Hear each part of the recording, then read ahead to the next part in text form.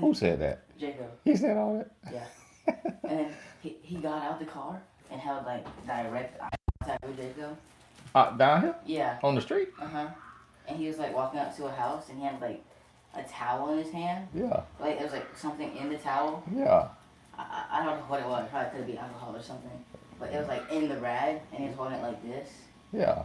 And he was like rubbing on it. And then he looked at Jacob and he was walking like this, looking at Jacob. And I was like, Jacob, stop staring at him. And Jacob was just standing there with the ball like this, staring into his soul. I love you. Be good. All right. Y'all gotta forgive me. What's up, buddy? Before you do. Okay. Have you pressed the button yet? You going night night? Yes. Say hey. Hello. Sleep tight, buddy. Okay. You going to bed right now? Okay. All right. Love you. Y'all gotta forgive me. That was not playing. My oldest son. I was late, and then my oldest son come and tell me about something in the neighborhood, and then y'all see my youngest son come and say good night, and he getting older. I don't know what I think me spending money on his game on the love when he playing a video game won his heart over, because he didn't used to make a big deal about saying good night like 2 years ago. Now he wherever I'm doing, wherever I'm at, he gotta come say good night. And so yeah, y'all forgive me about that. This was very random, so I didn't have enough time to plan this. But somebody mentioned when I went live on Instagram, and I said, you know what? I'm sitting in the bed. My wife, she doing her thing. She's restructuring, reorganizing Tatum room, and so she lock in, put her little music on, and so I was just sitting in the bed answering the Q&A on Instagram, and got the football game on and I was listening to the boy album. Whenever somebody release an album, I listen to the album just to hear what's going on in the culture. So I was listening to the guy Drake album, and he had a song on there about where I'm from, girls like girls, and the song is promoting girl on girl action, but with a boyfriend. And then he had the other guy on there as a feature, and that guy say, she say she like to eat peach cobbler, and he said, I do too. And so this what I try to tell y'all: this media and this music is out here to program you. So these young men not married. So by creating a song like this, that put every woman that they will sleep with from this point forward, that put them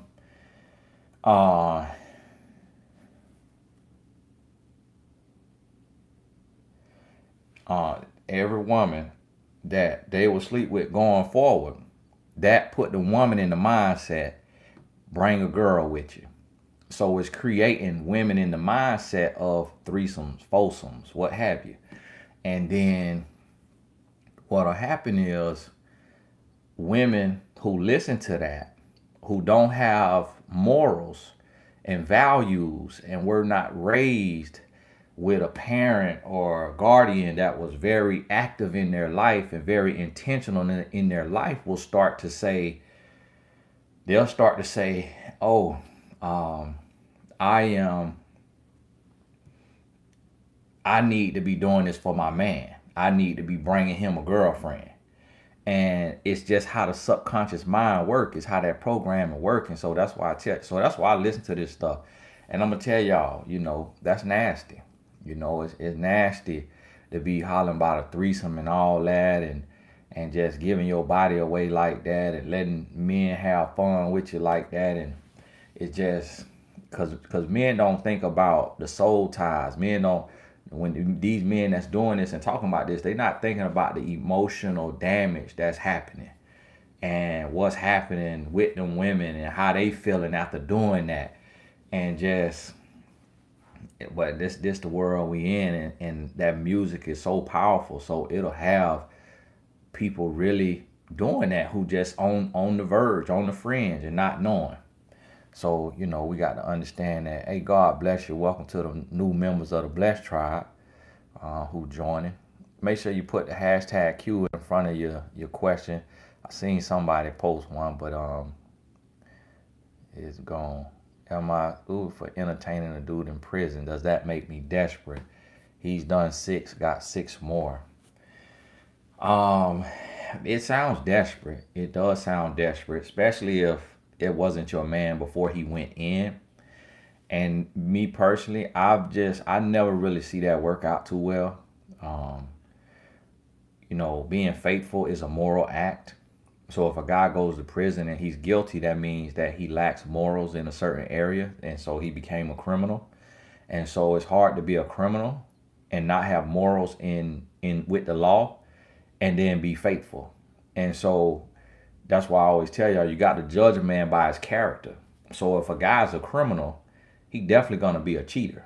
There's no such thing as a guy who doesn't have morals and who willing to break the law and then him being faithful in a relationship, because it's way harder to be faithful in a relationship than it is to commit a crime.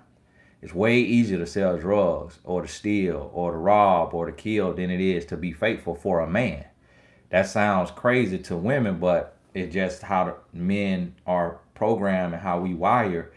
It take a lot of discipline for a man to be faithful. So if a man ain't even got the discipline to stay out of prison, he definitely ain't gonna have the discipline to stay faithful to a woman. And so you just have to realize that says more than about him than you even being with him. But a lot of times, look, I really don't like speaking on guys who criminals in prison, because I shoot back. And I got a family that I got to take care of. So that's why when y'all dealing with these jailbirds and these thugs, don't mention my name, because I shoot back. And then here I am, got to be going up the road, and I got a wife and 2 kids to take care of. So y'all keep me out of that. Don't be asking about jailbirds now.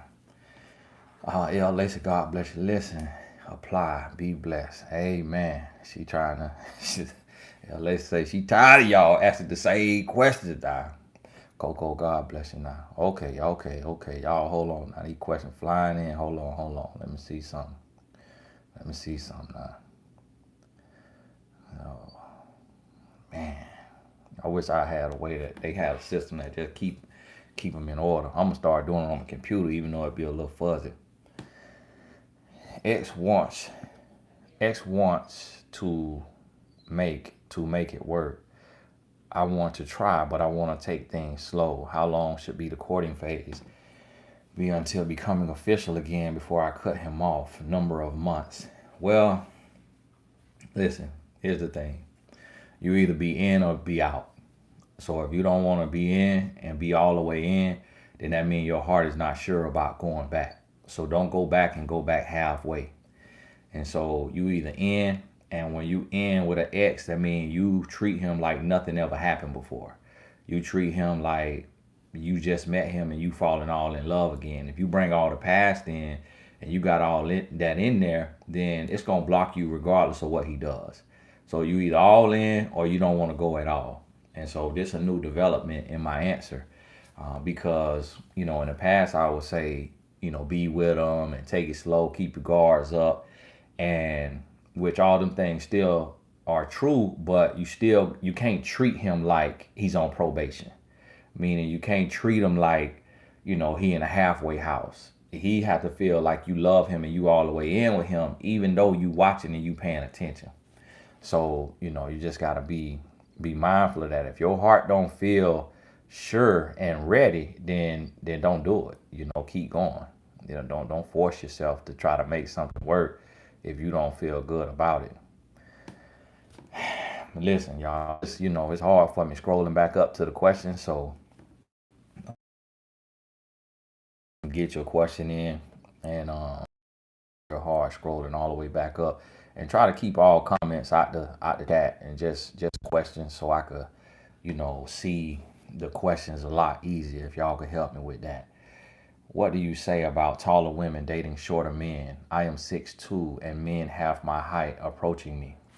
It's very interesting that men half your height approaching you, because typically men are insecure about their height if a woman is taller. And so it's very interesting that men, shorter are approaching you.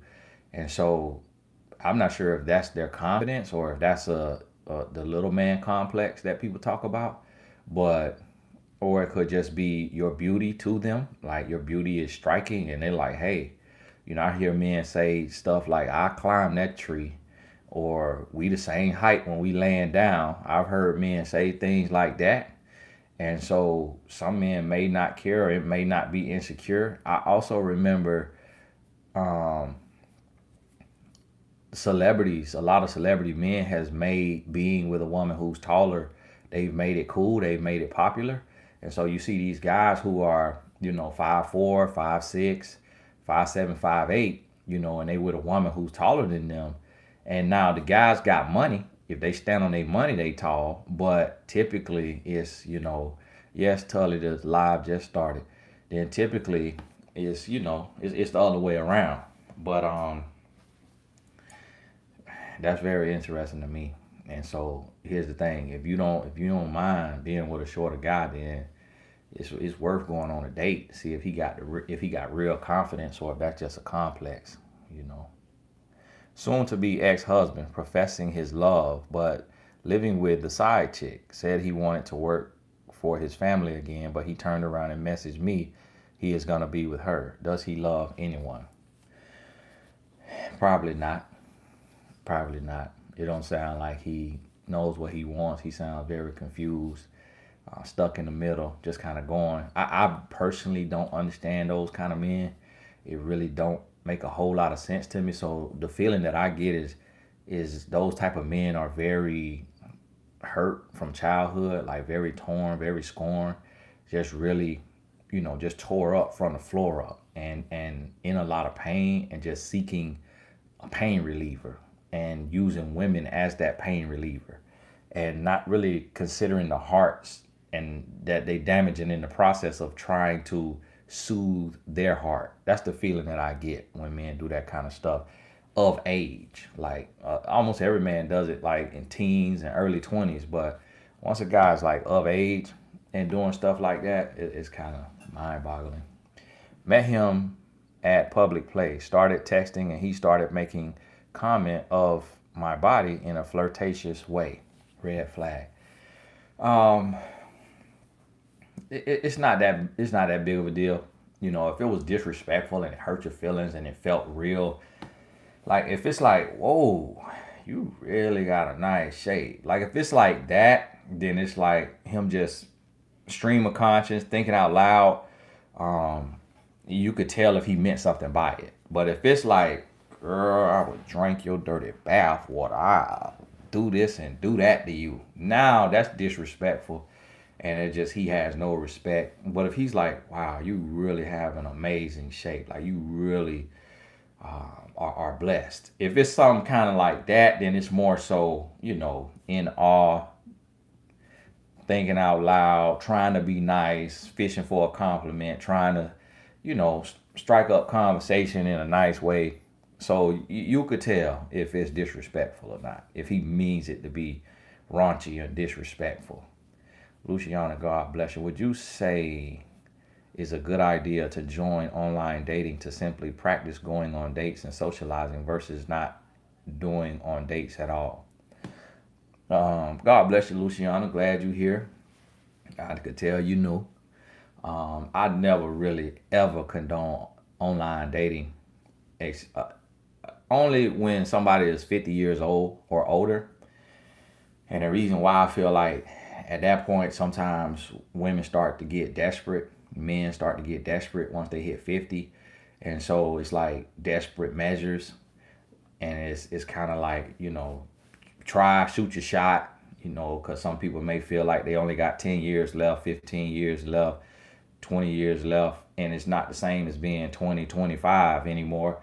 And so they feel like, listen, I got to do whatever I got to do to meet the love of my life because I'm just tired of being single. So if a person feels like that, as long as they're willing to get the knowledge before getting online and kind of have some boundaries when they get online to date, then I kind of can make it make sense when somebody's 50 or older.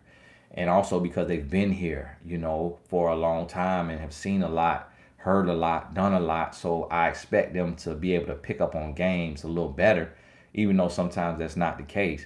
But when you under 50, especially under 40, you got time.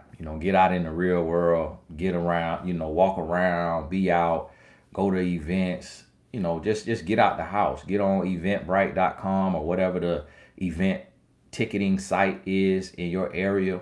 And it's always events going on, and even with mask on, and just get out the house and do everything. You need to get out the house 4 times a week for months straight before you consider getting online dating.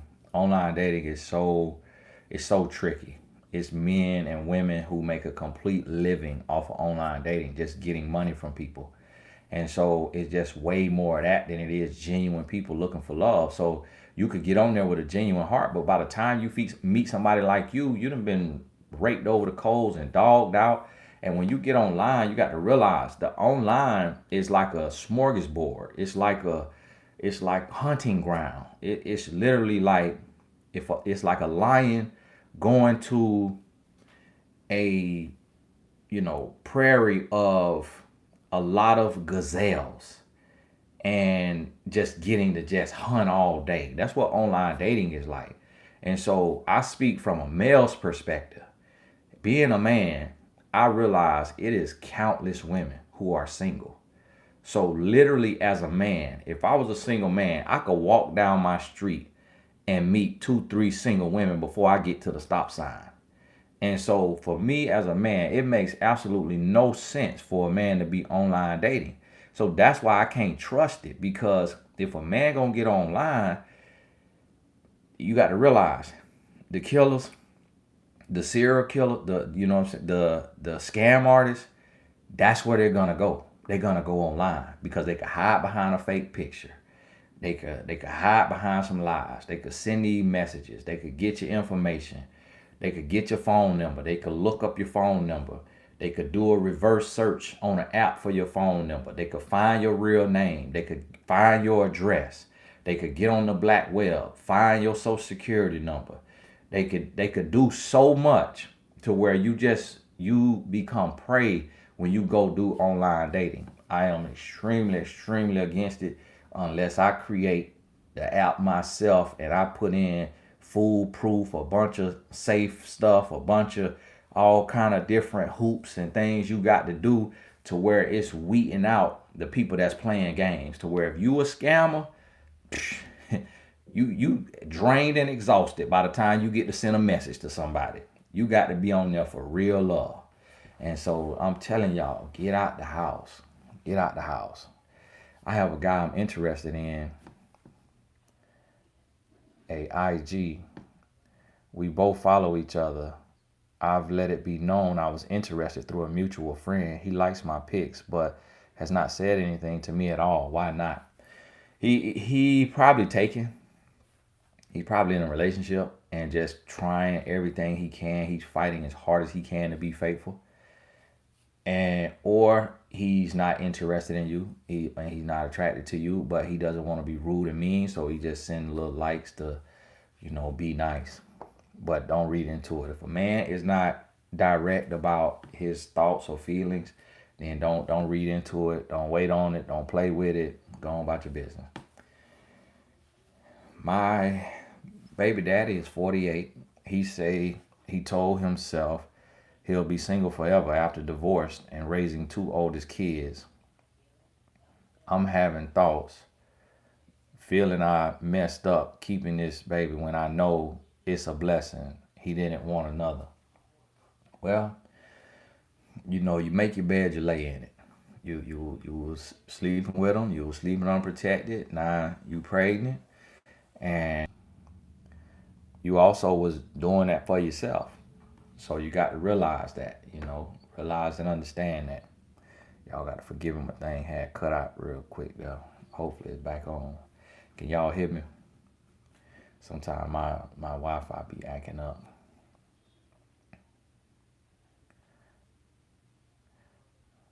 Let me see. I met this guy online and have not met in person.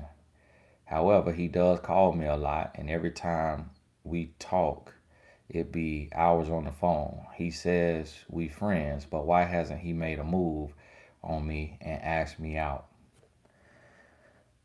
Now, the weird thing about us men, and what I try to help women understand, is that for us men, we can have a O. And y'all know I'm talking about O, talking about a release. We can have a mental O off of just talking to a woman. And so for some men, it's more so about the feminine energy. It's your voice, it's your laugh, it's the conversation. And it's not about love, it's not about a relationship. It's just you filling a void. It's like you soothing to him. It's like you a teddy bear for a little boy who's scared. And so for some men, that's all it's about. So when a man talking to you and he talking for hours, and he not asking you out, he's not trying to go out with you. It's really you just his human teddy bear in that moment. He's not looking for a girlfriend. He's not looking for a wife. You're his therapist. And so you got to understand that when you dating intentionally and a man isn't dating intentionally, he just want to sit and talk on the phone. That's when you got to realize you his therapist, you his human teddy bear. And if that's not what you want to be in his life, then that's when you need to cut it and go on about your business. Because if a man is serious about you, then he's going to make a move and he's going to be intentional, because he doesn't want to risk lacking and slacking and then another man swooping in and, swooping you off your feet. Samantha, God bless you. Now, how should I react if I am at dinner with a group of girlfriends and one guy and the entire table engages in explicit conversation? This is extremely appalling and inappropriate. Well, I mean, you there. Once you at dinner, you there and knows your girlfriend. So when the dinner over with, you just need to reassess your friends, and if y'all still on the same level, and if y'all not on the same level, then you know not to go out with them friends again. But those your friends. So it'll be way worse to get up and walk out. To get up, I gotta go. I'm feeling lazy. Y'all just doing too much, because then you acting like a nun. It's like, okay, it's explicit conversation. If nobody not sitting at the dinner table slapping you with a dildo, it's like it's explicit conversation. You're a grown woman. You see what I mean? Don't be too righteous and holy and oh my God, can I take this? And all of that. It's like it's a conversation. They talking. That's just where they at. So it's like after that dinner, then all right, yeah, y'all tripping. I ain't going out with y'all no more. Linda Brown, God bless you now. God bless you. I'm getting braces in a couple weeks. Will men find me less attractive? I mean, it's a couple spurts with them braces to where the teeth really go to acting up. I had braces for 3 years, and if y'all see on some of my courses, the braces up under my lips, and I'm talking like that. And then some of the courses on TonyGassisAcademy.com, my bottom teeth was separated. So you kick a field goal down there, and I had the braces on, but it was moving around in my mouth, and so it's some couple awkward moments with braces. But actually, once your teeth is situated up under there, it's actually a good looking thing. It look cool. It look cool. It look like self-care, and it's like, wow, this person care about themselves. This person working on themselves, and the person look good enough with braces. So imagine when they come off and them teeth is straight and right and that smile nice. So it's not a bad thing at all. Man ain't gonna trip about that at all. Do you think a 32-year-old affiliating themselves with is a waste of time? Yes, that's a waste of time. And you waste my time with that question, sister. Come on now. God bless y'all. Y'all know I try to answer everything now, but y'all come on now. Y'all got to do better. Absolutely. Audrey, God bless you now. God bless you. Let me see. What Maggie, you dropping that question over and over and over. Thinking of leaving 6 years boyfriend. It's hard because it's been a year of him being consistent and trying. Too much pain and hurt from the past. Any advice you would give to not go back and stay with the decision?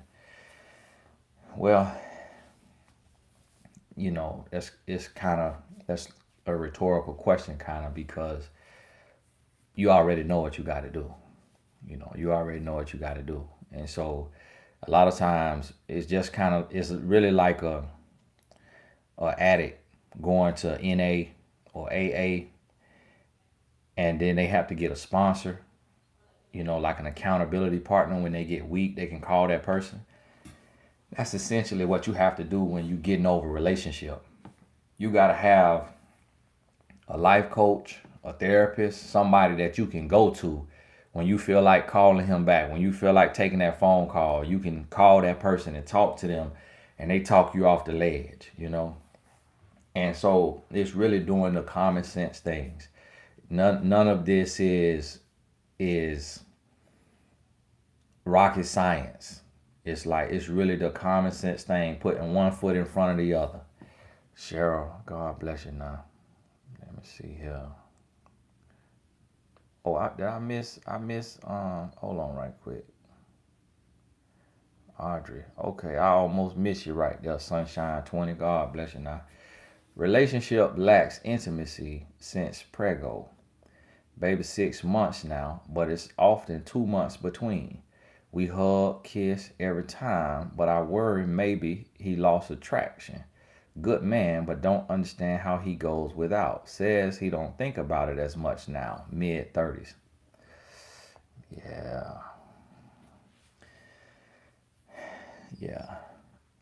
Sister, with that one right there,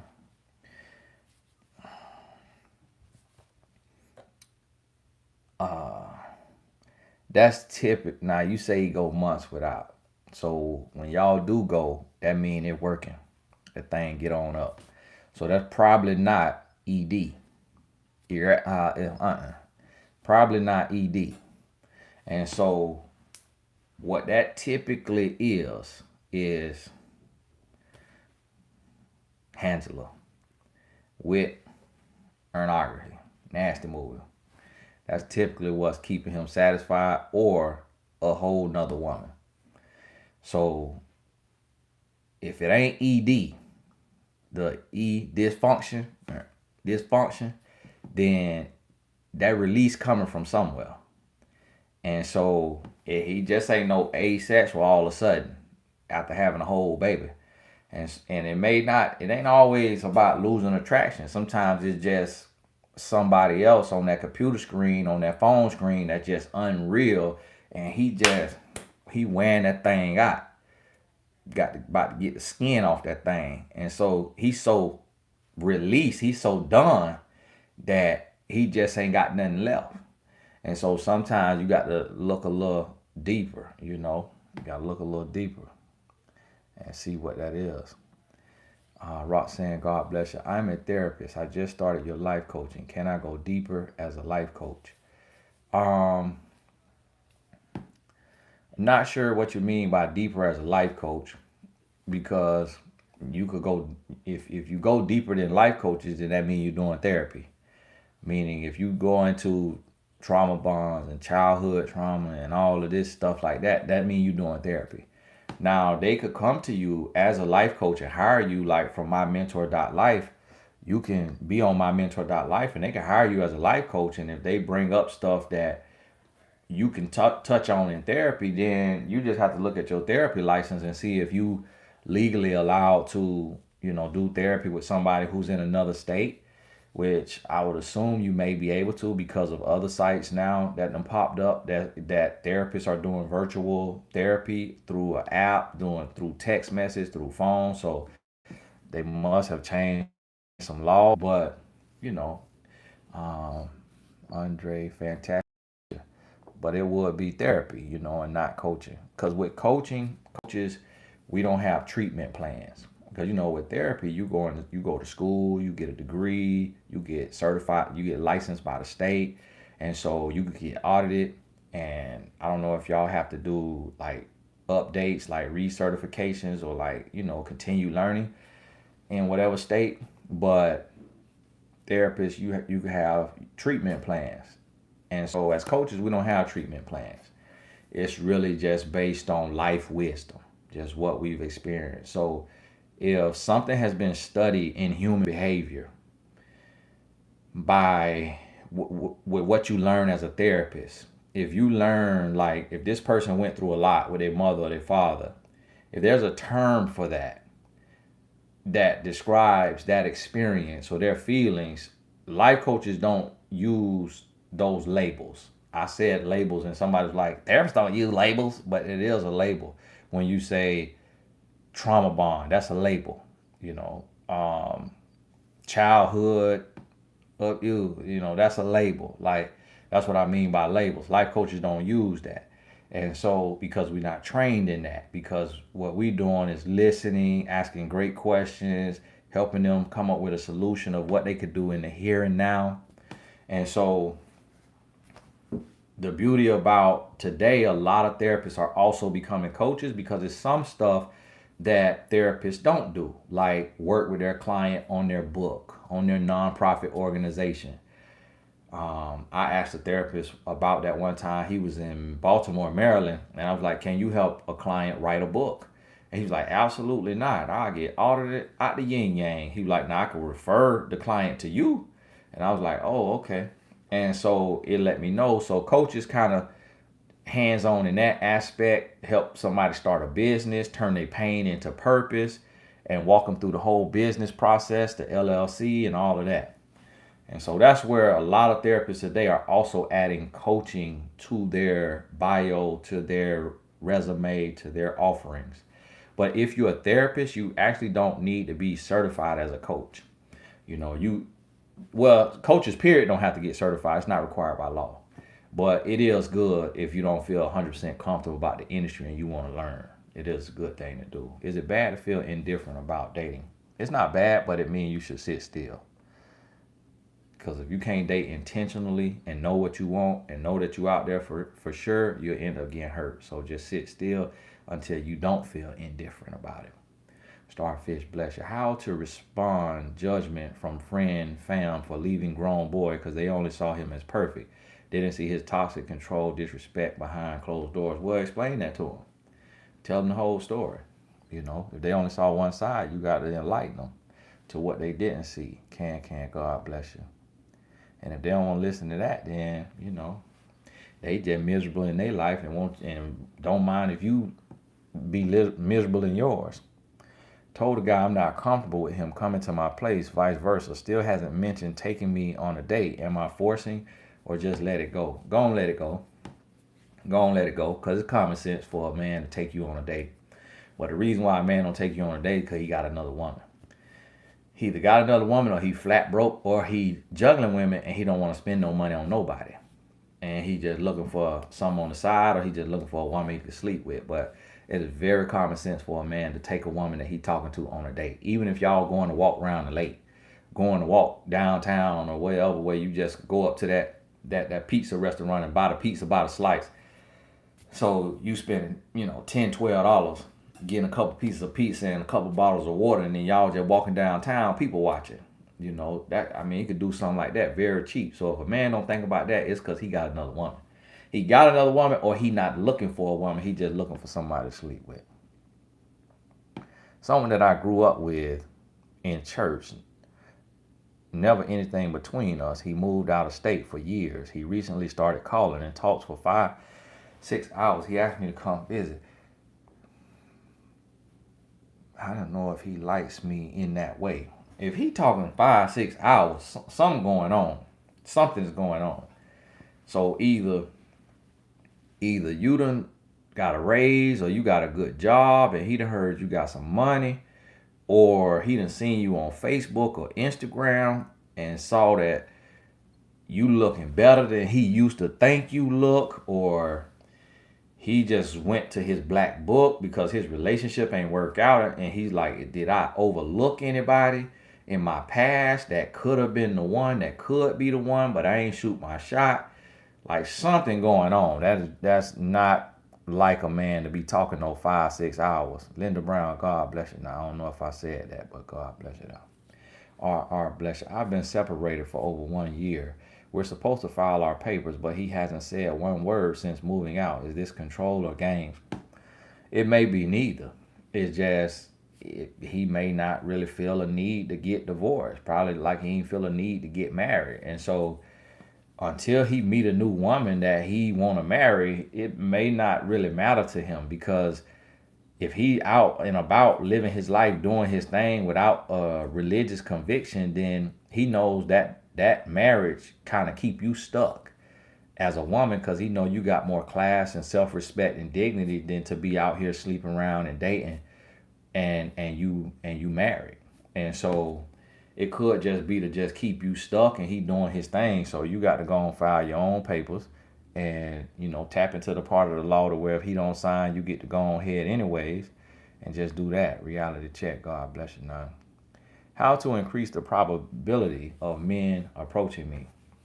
Now see, I totally get that, and that's a legitimate question. And I wish it wasn't though.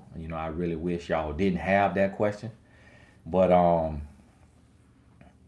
because it just not really, it's not really where you want your focus to be. You don't want your focus to be on getting a man to approach you. Where you want your focus to be on is, let me be the absolute best that I can be as a person. So let me get my body to where I want it to be. Let me get my business to where I want it to be. Let me get my mind to where I want it to be. Let me, study myself, study what's around me. Let me make sure that I'm tapped into the clothes for me, the fashion for me, the look for me, the feel, the vibe, like where I want to hang out, and just really dive into self-love. And when you go into self-love, what that's going to do is that's going to attract who you want to attract. So never go into it with the mentality of somebody else. More so focus on you and who you want to be and where you want to be, and then the results will happen. Because if you go out here trying to get a man to attract a man, you're gonna be awkward. You're gonna be walking funny. You're gonna be looking funny. You're gonna be awkward. The man for you will be attracted to you. In your natural, in your comfort zone, in your space, the man for you will be for you.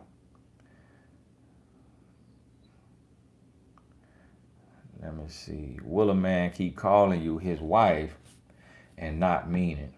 Yeah, he sure will. A mouth will say anything.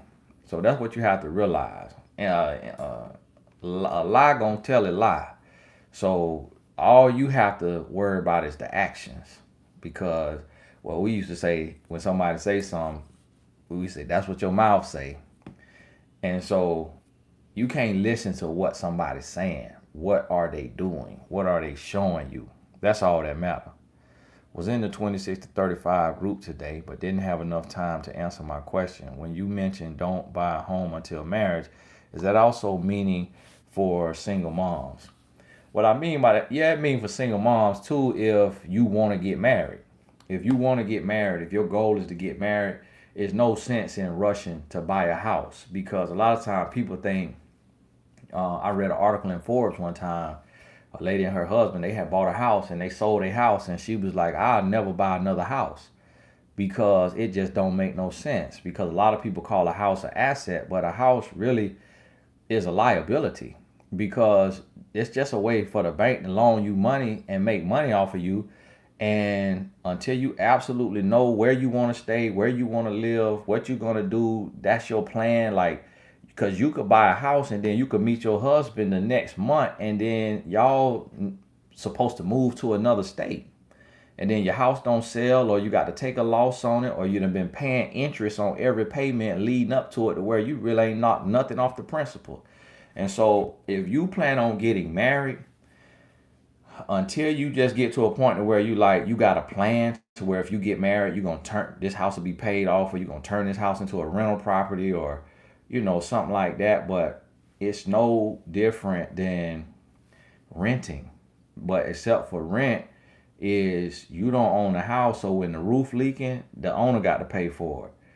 That's $12,000. When the pool break, you ain't got to pay for it. That's $3,500. When the AC act up, you ain't got to pay for it.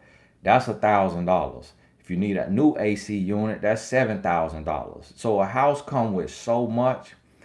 I own a house. I'm in a house. So I'm a home owner, and I'm telling you, it ain't all it cracked up to be, because your life could change every year, every 3 years. So have that flexibility, because renting ain't the end of the thing. A lot of time we just want a house just to say we own a house, just to feel like we have accomplished the American dream.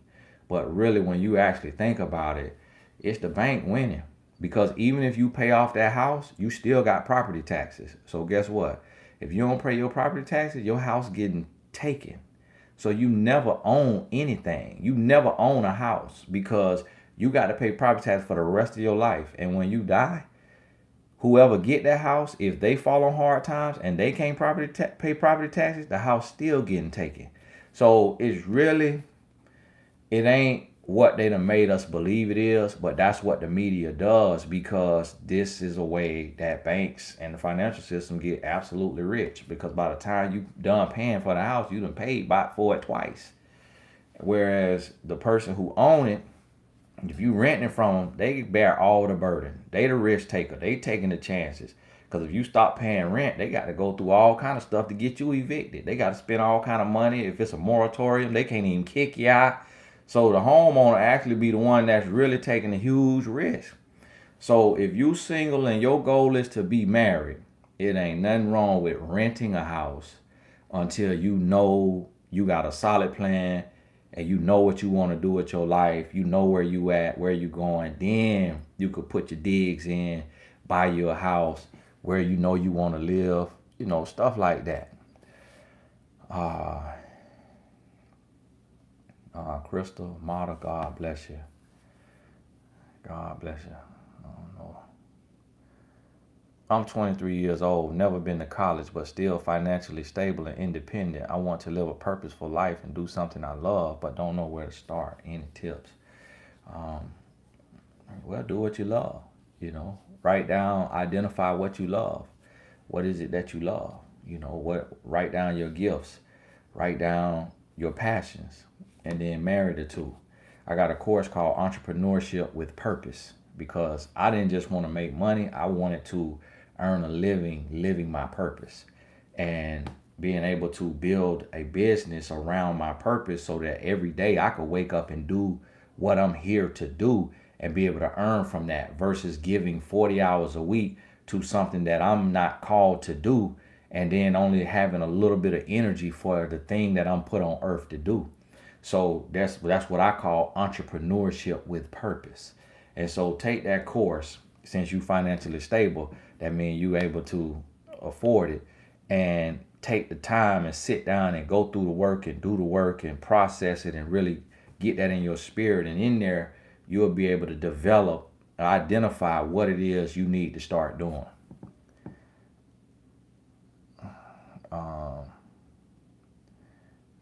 What's your opinion of divorced couples going on family trips together with the kids? Both parties are single and not remarried. I mean, that's totally fine, because you single and you're not remarried. And so if y'all not enemies and y'all kids, want to go on a vacation, and you single and not remarried, then that's totally fine. If y'all not meant to be divorced, and it was something that happened in a weak part of life, that vacation might rekindle y'all and y'all remember what y'all lost. So, but it would be bad if you get into a relationship and then you trying to do that, like some of the celebrities do. That's when you mix and got too much going on. Because it was people asking me, a lady asked me, should my boyfriend ride to the away games with his baby mama? And I said, no, he need to drive himself.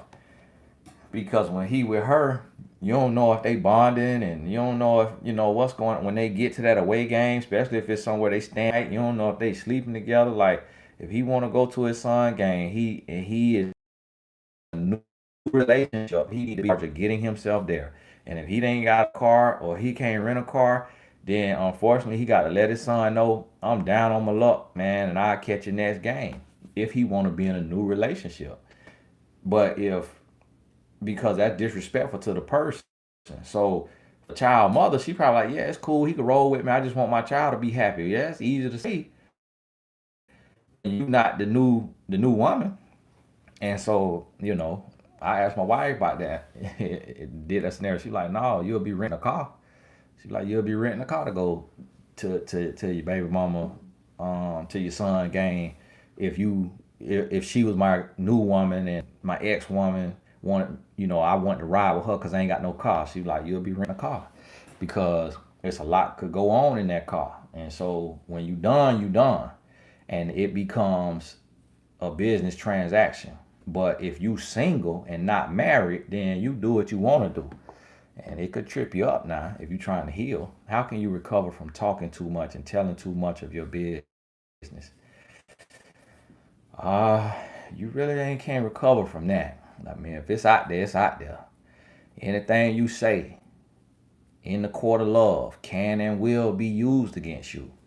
I mean, in the court of law, anything you say can and will be used against you in the court of love. And so, that's your Tony Wright. I ain't gonna call it Miranda Wright because I made that up. So that's your Tony Wright. So I'm reading your Tony Wright. You say can and will be used against you in the court of love. So at that point, if you told too much and this is a grown boy and you done gave him some ammunition and he finna unload the clip on you with all your business and rub it in your face and throw it in your face, then that's how you know you done messed up. You done messed up. No calls for a few days. Said busy with CZ and wedding benefit of doubt or lead. Says I'm not sure what you're saying. I'm not really sure what you're saying. So I don't know what CZ is. Oh, cousin. Busy with cousin wedding. I mean, he's not the party planner. And if he party planning, he's not planning all night long. So, that's hogwash. He with him a whole nother woman out there at that wedding. He with one of the bridesmaids. One of the other there with wearing her out there. So yeah, that right there uncalled for. If Barack got time to call Michelle every day, he got time to call you. So you can't let people pull the wool over your eyes and hit you with little foolish stuff and play you like that. Hello, I am a 35-year-old Christian professional single woman desiring a kingdom man, and I don't date. I desire marriage greatly. Men are starting to approach me, but not husband material. Any advice? Track. You're on the right track. If men approaching you, then you're on the right track. Just a matter of just how the mop flops and the cookie crumbles. It's just the numbers now. So the numbers may say 1 out of 10 men gonna be worth your time. So you need 10 men to approach you before one of them worth your time. If he worth your time, but he ain't the one, then you need another 10 to approach you before one of them worth your time. And so maybe 2 to 3 may be worth your time, depending on where you at. Maybe 5 out of 10 may be worth your time, depending on where you at. And so, you're on the right path now. Still home with family at 31. Want a condo, but should I just wait to move out when I meet my husband? You should wait to move out, when you meet. But make sure staying with your parents that you got a budget, that you invest in, that you have you a little stock app, like betterment.com, and you sending a little money every check, putting it on the market in your Roth IRA, putting your $6,000 a year into your Roth IRA, and then direct that Roth IRA into a specific fund, that you buying into. And so that you got that right there put up at least, and you got you a savings, and you got your credit score, you building your credit. So don't just stay at your parents' house just to be able to, ball out and eat out every day and, and still be broke. And then when you meet your husband, you still broke, busted, and disgusted, even though you've been living with your parents. So stay with your parents, because see, real men are protectors and providers. So a real man coming in to be that guy, like he coming in to say, listen, I got us. Like you whatever you bring to the table, that's that's bonus. But I want to get to a place to where I got us. And so that's a real man mentality. And he really after that bag to where he want to have more than enough to take care of the whole household. And if the woman make money, that's icing on the cake. But that ain't his cake because he bought his and so he know how to get his. So you living with your parents from the male perspective, it's not a bad thing, not for no real man. Now a grown boy, one of these new age boys, if he caught up in all this right here going on, he might look down on you for that. But a real man, old school, but with a good heart, he don't care nothing about that. He like, oh, that's smart. So we getting together and you coming in with a little bag to your name. You coming in good credit score. So I ain't got to, when we get married, I ain't got to just put my name on the house. Both our name could go on there and your 720, 750, 800 credit score gonna help us get even better interest rate. So now it's like you bringing something to the table when y'all get married and you come up out your mom and daddy house. What is the best way to handle inconsistencies? Reason is always sick parent. No communication, then will respond with apology and reason. How long is this pattern acceptable? Well, I mean, you got to look at what he's going through. So if the parent is really, really sick and it's really, really draining and it literally takes all day to where when he's done, he passing out. And let's say you go over and you visit one day at his parents' house where the sick parent is at. And while the parent is sleeping, you and him sitting in the living room talking, and you get to see that workload and what he has to do for his parent. So it becomes real to you. Then that's when you really could understand it. But if you ain't never been over there to the house, you really don't have verification proof that the parent is sick and then he always in and out and all this and that. No, can't believe that. Can't believe that. Because the way I look at it like this right here, as a human, if I'm taking care of my sick parent and it's draining and it's exhausting, but I got somebody that I'm with and I love them, when I'm done, when I put my sick parent to sleep, I'm going and I'm putting my Bluetooth in, I'm putting my headphone in, and I'm laying in the bed and I'm calling my person that I'm in love with. I'm like, yeah, what's going on?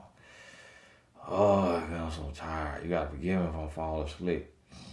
What's that? I'm sorry. Oh my goodness. I just been changing diapers and just rubbing feet and just changing, bed sores and just giving baths all day. And then, parent is just keep using the bathroom on itself. Like I'm talking through that with my person that I love as I'm falling asleep. And so it's always time for love. That's the thing. Like I get that question so many times, but a lot of times you got to put yourself in them shoes and say, okay, will I call this person? If I'm serious about this person, will I call this person? And so, you say it's talking phase. That's even more important to be calling you because they don't even know you. Like me and my wife, I could go a day if I'm out and I'm busy and I'm tied up because I got 14 years in the hole. Meaning that I done built it up. But if you just meeting somebody, that's even more reason for him to be finding even 5 minutes to talk to you on the phone or on FaceTime. Unless the situation is extremely, extremely just draining and the parent about to die. And so it's not just the physical, it's the emotional and the mental. If it's something like that, then that's when you got to be understandable. Do you agree when you start to make excuses for the person you are dealing with? It's time to leave. For example, not being consistent. Yep, you're right. Excuses make changes. So you shouldn't have to make excuses for nobody. And that's what most people make excuses for the person they with, for the relationship they in, because it takes a lot of strength to leave. It takes a whole lot to leave. And so a lot of times we will make them excuses because it takes a lot of time. It takes a lot to get up and leave. So yeah, it's hard. I applied the 14-day rule to a man I was dating for 7 months. I haven't heard from him since day one. That was over 2 months ago. How do you know it's ego or he just doesn't care? 7 months. It's definitely ego. It's definitely ego. Whether he cares or not, it's ego. But it also is just 7 months. Like, he didn't really have any love for you. Like, men don't fall in love in 7 months. And if he was in love and he really cared for you, then you would have never had to do the 14-day rule, because he would have never pushed you to that point.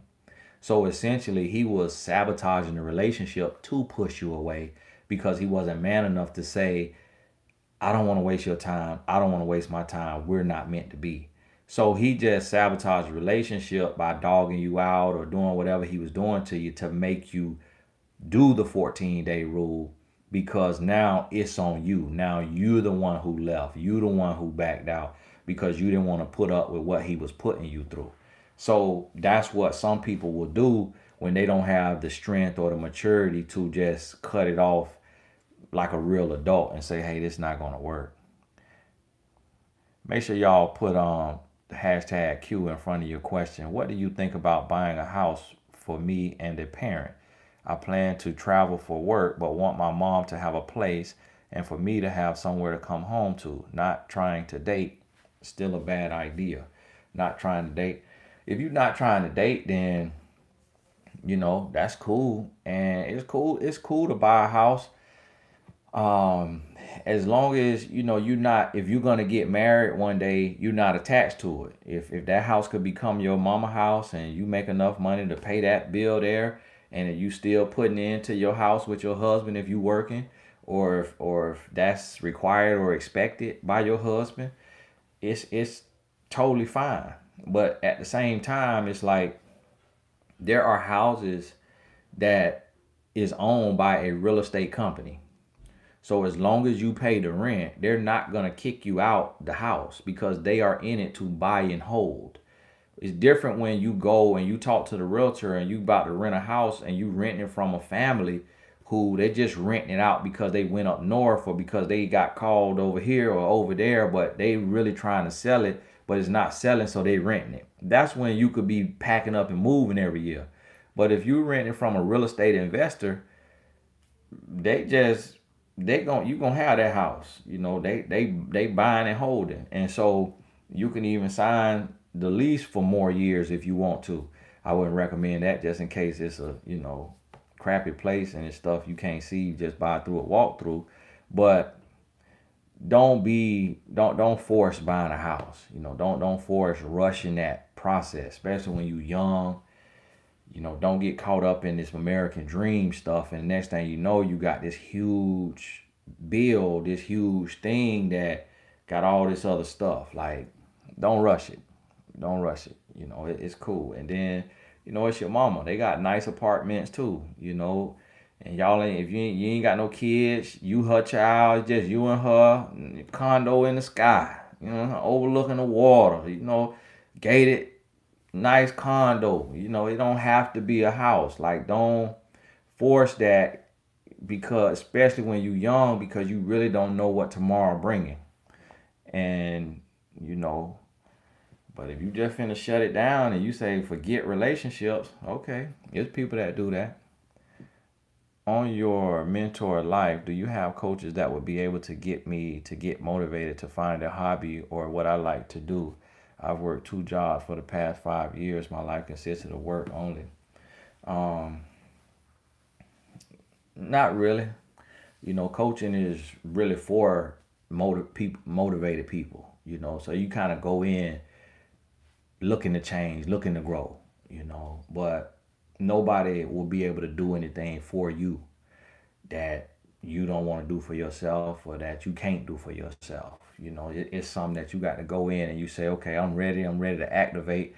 And if that's the case and you misworded it, then yeah, coach will be able to help you to devise a plan to create some me time and to get out the house a little bit more. And you'll be able to do that. Nope, Sarah, I didn't see your question, but if you would have put your question right there, I would have seen it. So, post your copy and paste your question again and again till I see it. God bless you. I live in north of Atlanta and work in Decatur, Atlanta. Men, God bless you, sis. I don't know nothing about Atlanta. And so I just, God bless you. From what I hear about Atlanta and what I see about Atlanta,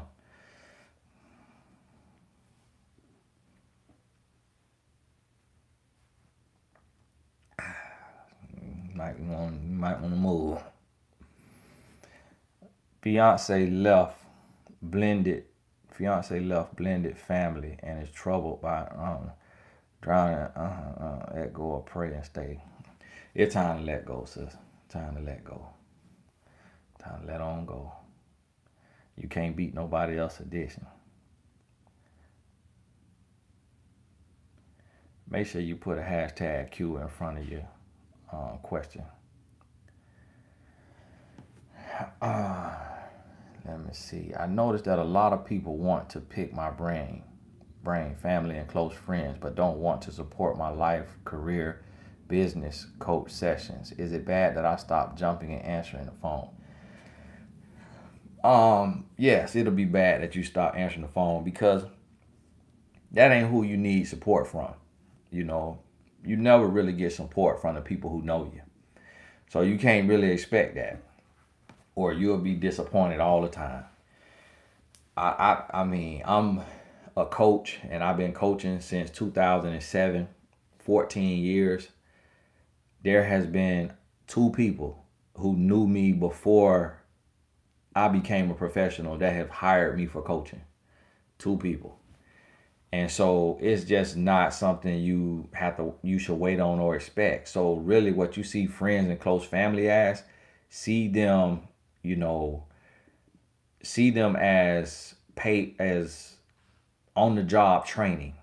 Use them for your practice to where learn how to listen through them. Get on the phone with them and let them talk as long as they want to talk. So that helps you develop emotional intelligence, patience, and you really get to the place to where you can listen and then ask great questions and really practice and hone your craft with friends and family. And then as you building your brand and you marketing yourself on social media or out in public or putting up, billboards or bus stop benches, then you bringing in real people from the outside world that's paying you for your services, but you are already a seasoned professional because you've been getting training through friends and family. So change the way you see it and don't let that get you frustrated. I'm ready to date. It's been 9 years. How can I be approached without looking so obvious, looking desperate? Just get out the house, Just get out the house. Don't be walking all slow and all this. Don't be doing all this and all that. Just get out the house. Just walk regular. Just sit down at the food court, have you, a little bite to eat. Walk through the park, walk through the mall. Just get out the house. Be normal. ECCL says time. Is that Ecclesiastic? Says time for everything. Based on your coaching and conversations with single men, do they seem to be looking for relationships or just relations in this season? Men always just looking for relations. It's always going to be men looking for relations now. Because since Galatians, since all the Asians, it's always been men looking for relations. And that's always going to be.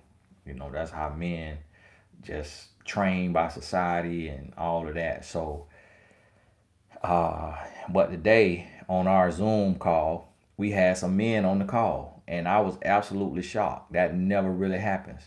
We had men on the call and asking what to look for in a wife and how to prepare for a wife.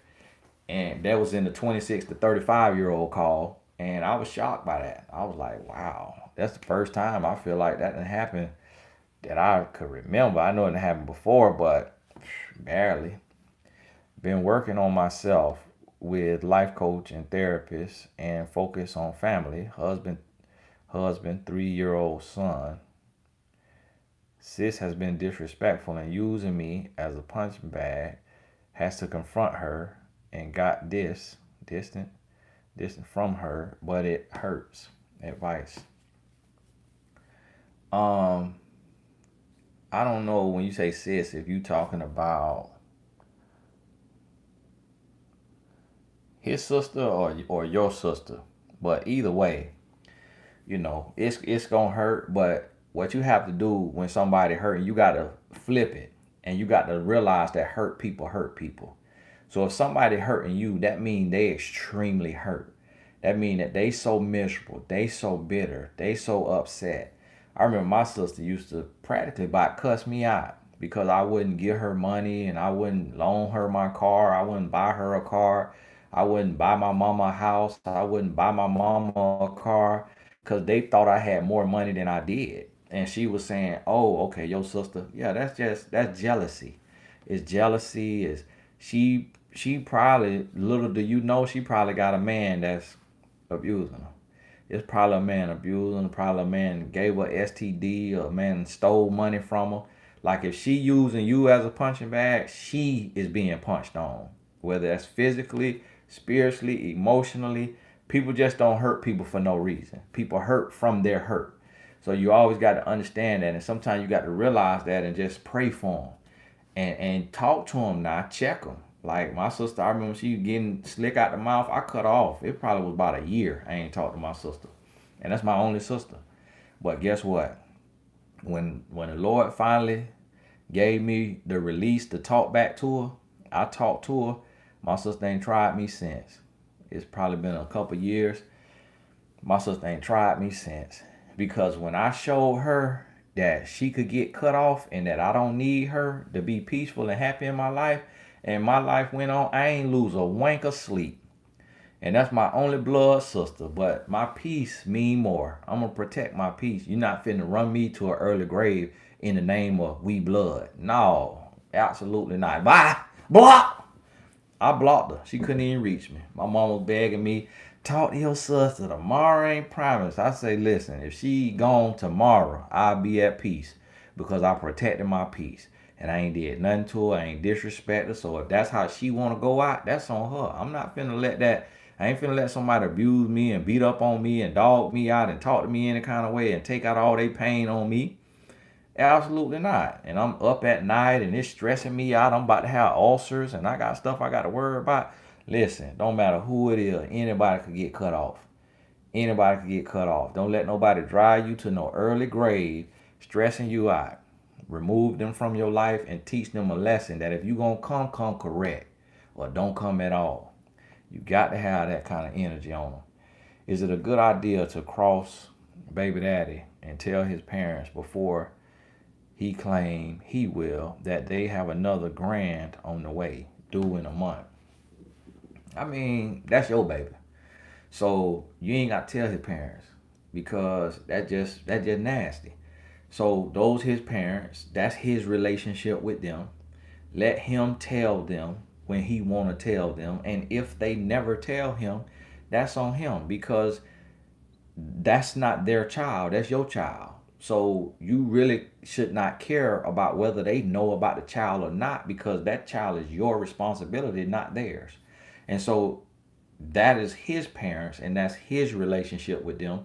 So you let him handle that and you stay out of that and you tell your mom and them and you worry about your relationship with your family because you never know what they have put him through and what type of pressure they have put on him to where he may feel like an absolute failure to be going to them telling them he got a child on the way because you don't know what type of verbal stuff he done went through, emotional stuff he done went through. So don't exacerbate that and make it worse just out of spite, like just for no reason because them knowing not going to benefit you at all. You see what I mean?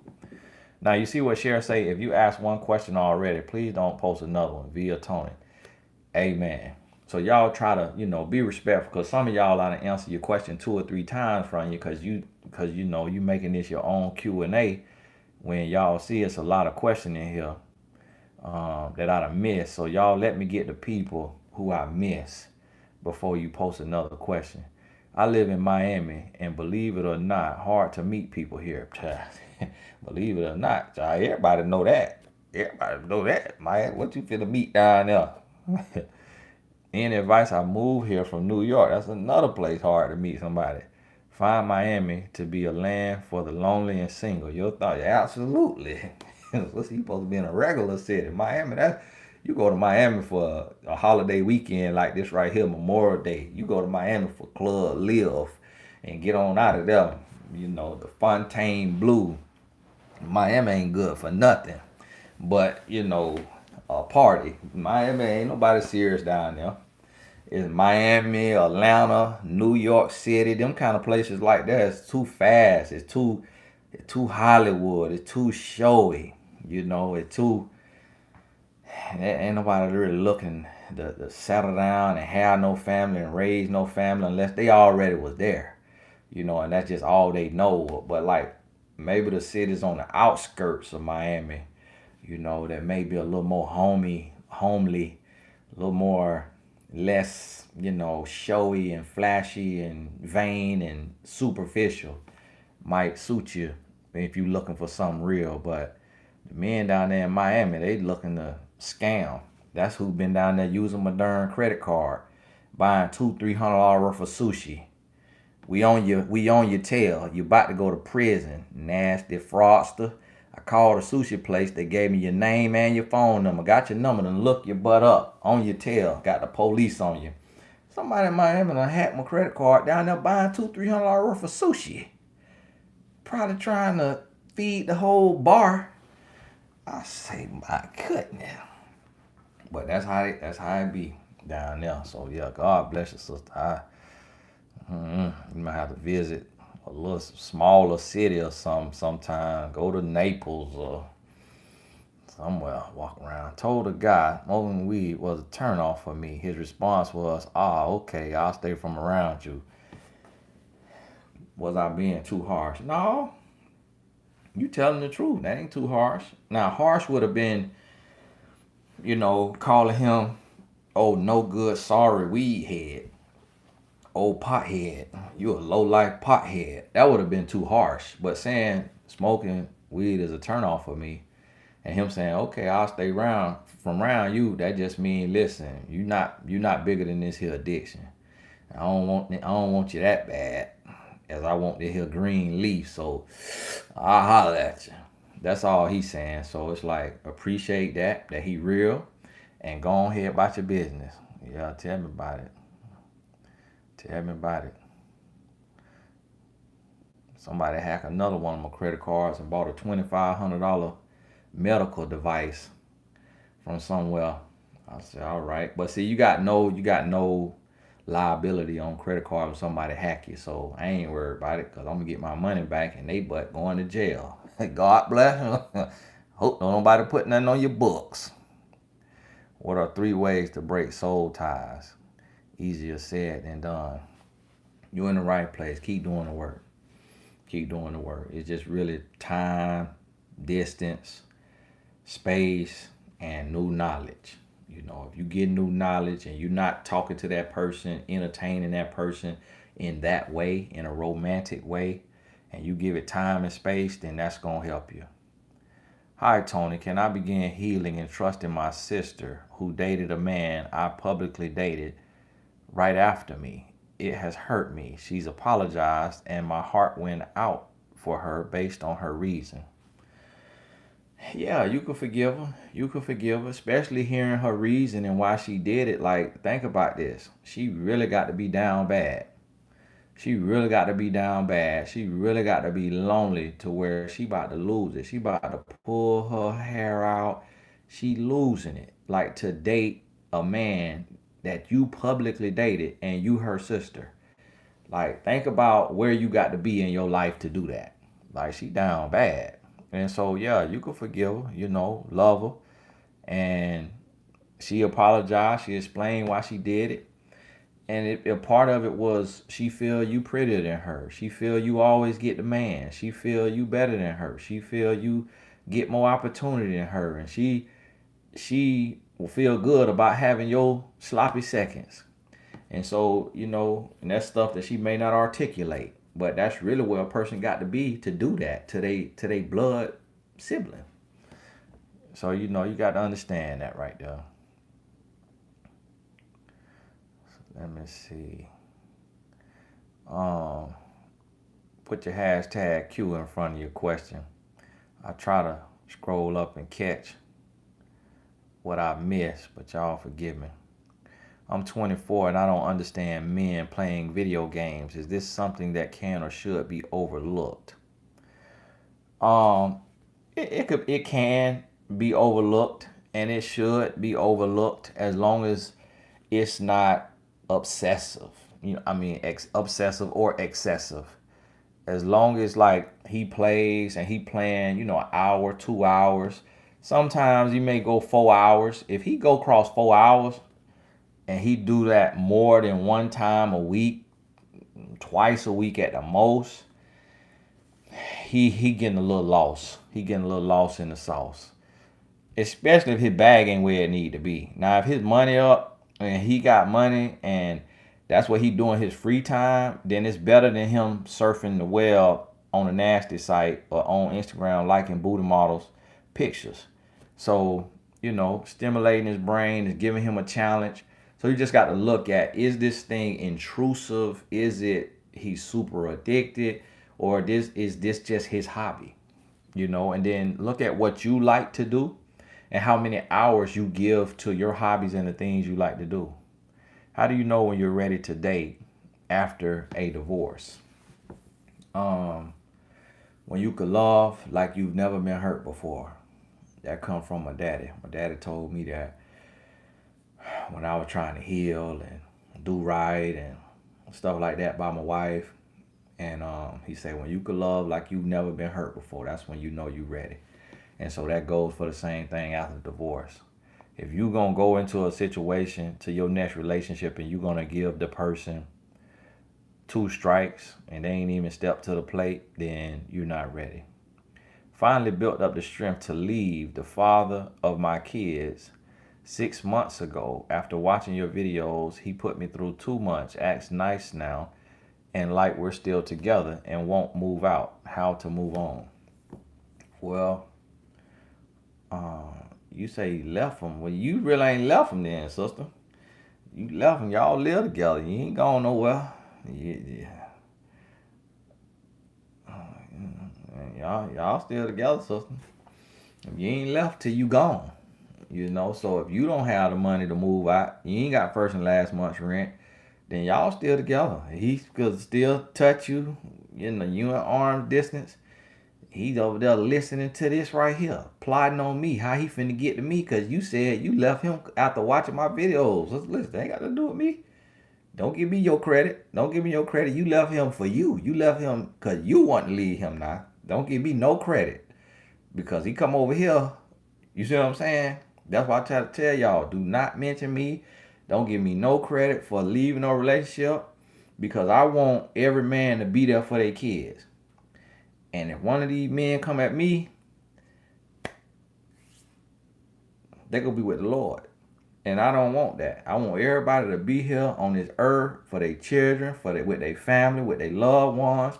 So don't y'all mention me. Anything you do, that's on you. That's what you did. That was your choice. So understand that. And 2, this is the thing. When you want to leave, when you want to be done with a relationship, you can't just wait on somebody else to leave.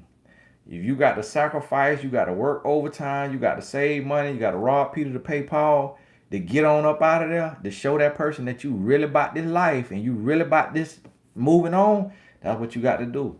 Because sometimes in a relationship, we take a gamble and we lose. And sometimes when you lose a gamble, you lose your whole shirt. You lose your whole house. You lose your savings when you gambling. And so when you pursuing love in a relationship is a gamble. And so you got to be willing to cut your losses. You got to be willing to have bad credit for a season, for eviction or for something to hit your credit. To get out of that toxic situation, you got to be willing to go on about your business. And that really lets that person know that you extremely serious. And so really that's what he waiting on. He like, well, if you ain't gonna leave, you ain't really serious about leaving me. That's what he telling himself. Elizabeth Webster, God bless you. Is it weird to want to wait till daughter is grown to date seriously? Daughter is almost 8 and I've been divorced 4 years. Friends say, don't wait that long. Thank you for your wisdom.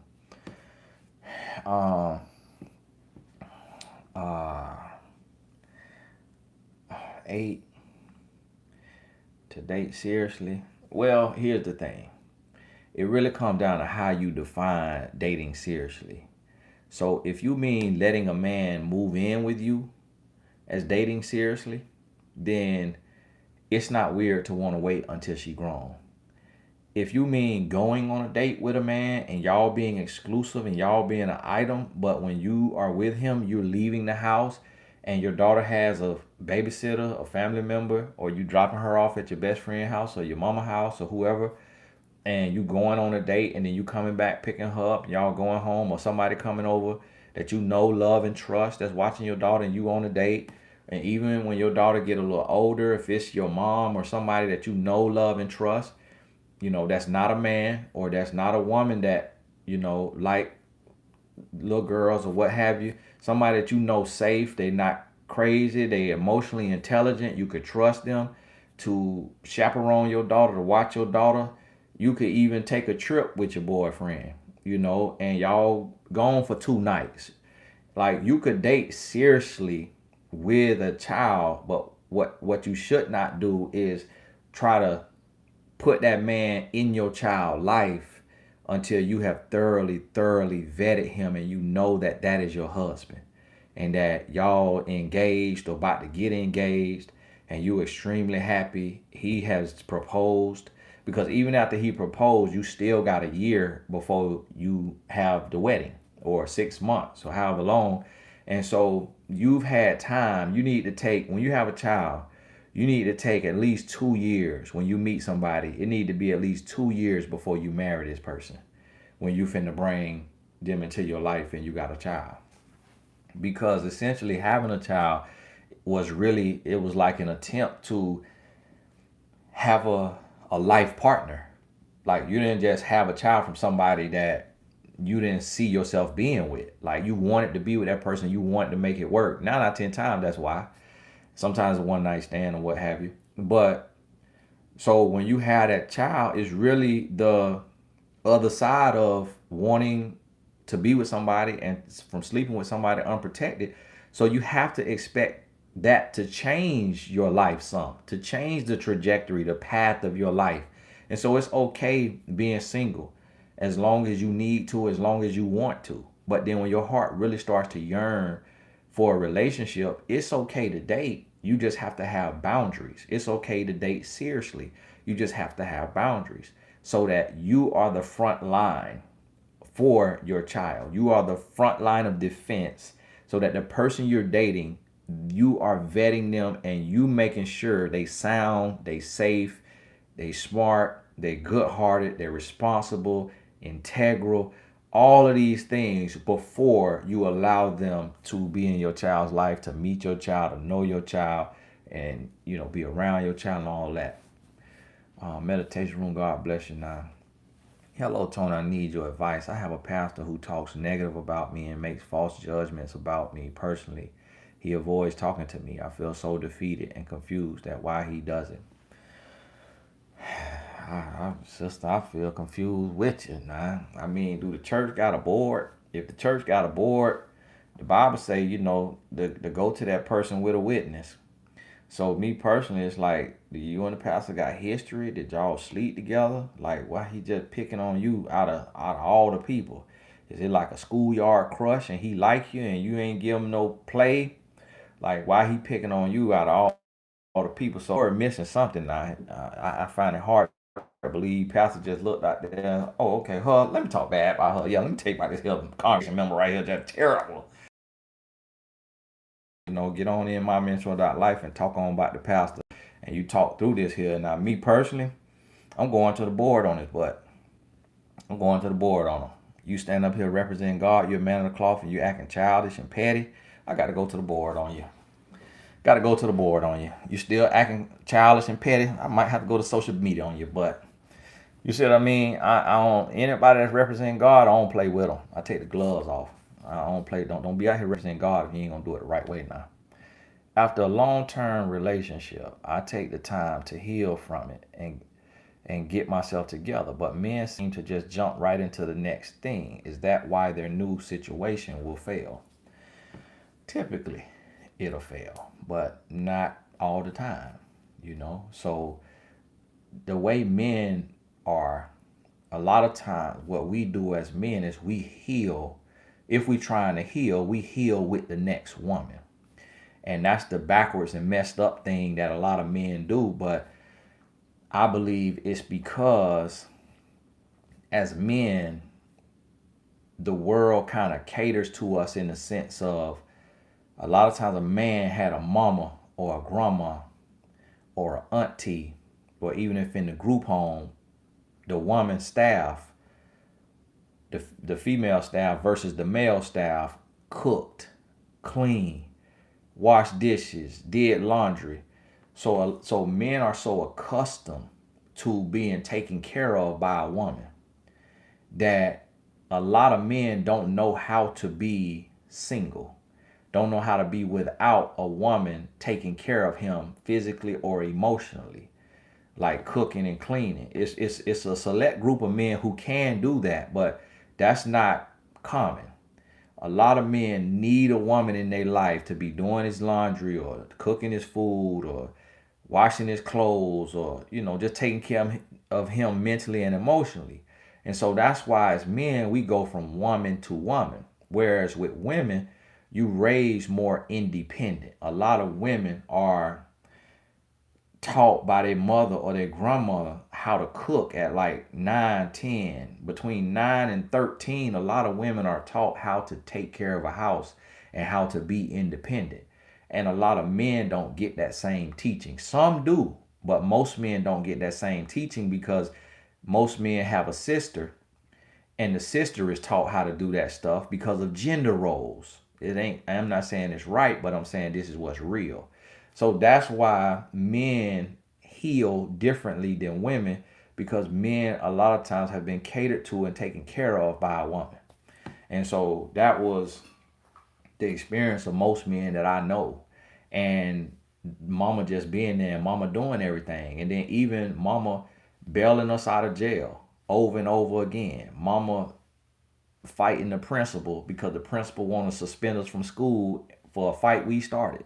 Like mama has always took care of her boy and made sure he was straight and fought for him, stood up for him, took up for him. And so men get spoiled by that and always kind of want to have a woman on the roster.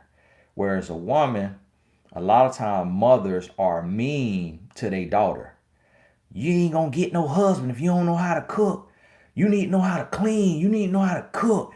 You ain't gonna be worth nothing. And so a lot there, that's why you see so much contention between mothers and daughters. And then you see the son get kind of babied by the mama, but the daughter get cursed out. And so that's from the beginning of time, from Adam and Eve, and Cain and Abel. There were two sons, but before they didn't even mention the daughters that they had. But you see what they did to each other. And so that's really what it is. It ain't just that men are just degenerate. It really come down to societal, constructs that shape the way we interact in our relationships. Miss J, God bless you now. Why would parents tell their child to stay in a toxic relationship and tell the child, why would parents tell their child to stay in a toxic relationship and tell the child to stay and let the other person pay all the bills until they are able to leave? Is that wrong? Um, no, it ain't necessarily wrong. Um, it's just the parent giving the best idea, idea that they could give. But it just comes from not knowing any better. So I mean, yeah, technically it's wrong, but it just the parent don't know no better. That's what the parent seen done. That's what the parent saw. They saw a lot of women put up with a man who was cheating, who was a dog. And it was because he paid the bills and she felt like I can't leave because I don't have any money. So if she did that, or she saw her mama do that, or she saw this person over here do that, then that's what she's gonna tell. That's what she's gonna tell her daughter to do. Hey, just stay till you get something. you know, that's what she gonna tell. And so you have to realize that, and you know, and really be mindful that sometimes just people telling you what they do and they don't know any better. Why does it seem like men don't really approach women anymore? Social media, you right, it is right. It's social media. It's just so it's a smorgasbord. It's a buffet. A lot of men could go in their inbox online and meet women in the DM all day, to where that becomes so intoxicating and so, you know, enabling that a lot of men don't see the need to approach a woman and have to face rejection in public in his face. Whereas other people watching, other people see him get rejected, get turned down. And as men before social media, we had to wear that. We had to wear that crown. And some men who couldn't wear that crown used to spaz out. Like all men had a homeboy that when he shoot his shot and that woman turned him, oh, yo, stinking bitch. That why you ugly anyway. Ain't even want your ugly, hey. See, that what y'all stinking, ate yo. Ain't even want you. That was my homeboy, put a bet up. And then he going off, he spazzing out. And it's really because his feelings hurt, because he was like, no thank you. I'm straight. No thank you.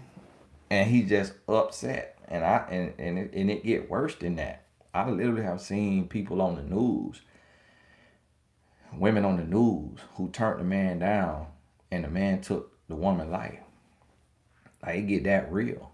That some men so fragile that they can't deal with another form of rejection, because his daddy rejected him, his mama rejected him, the football team rejected him, the basketball team rejected him, his friends rejected him, the school rejected him.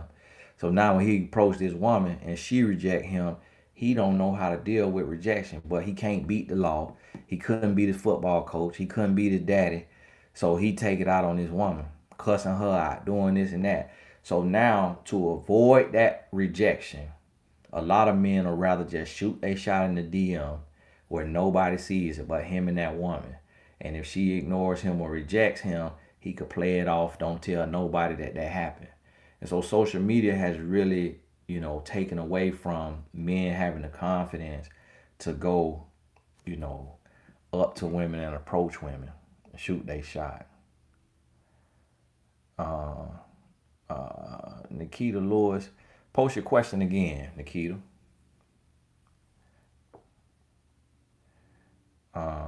You all right, Sarah? You all right? You ain't know. You ain't know till we told you. God bless you, Miss Bubbles. Your ministry have been a blessing to me. As a thank you, here a gift suggestion for your wife. Sorry for the intrusion. Start a journal of the small things she do that remind you of why you love her. That's all you do. Thanks for all you do, Miss Bubbles. I really appreciate that. I actually did that already. And when I tell you, when she read the thing one by one, she started crying. She started crying. What we did is as called a blessings jar. And so we got the mason jars and we put stickers and all kind of designs on it from Michael.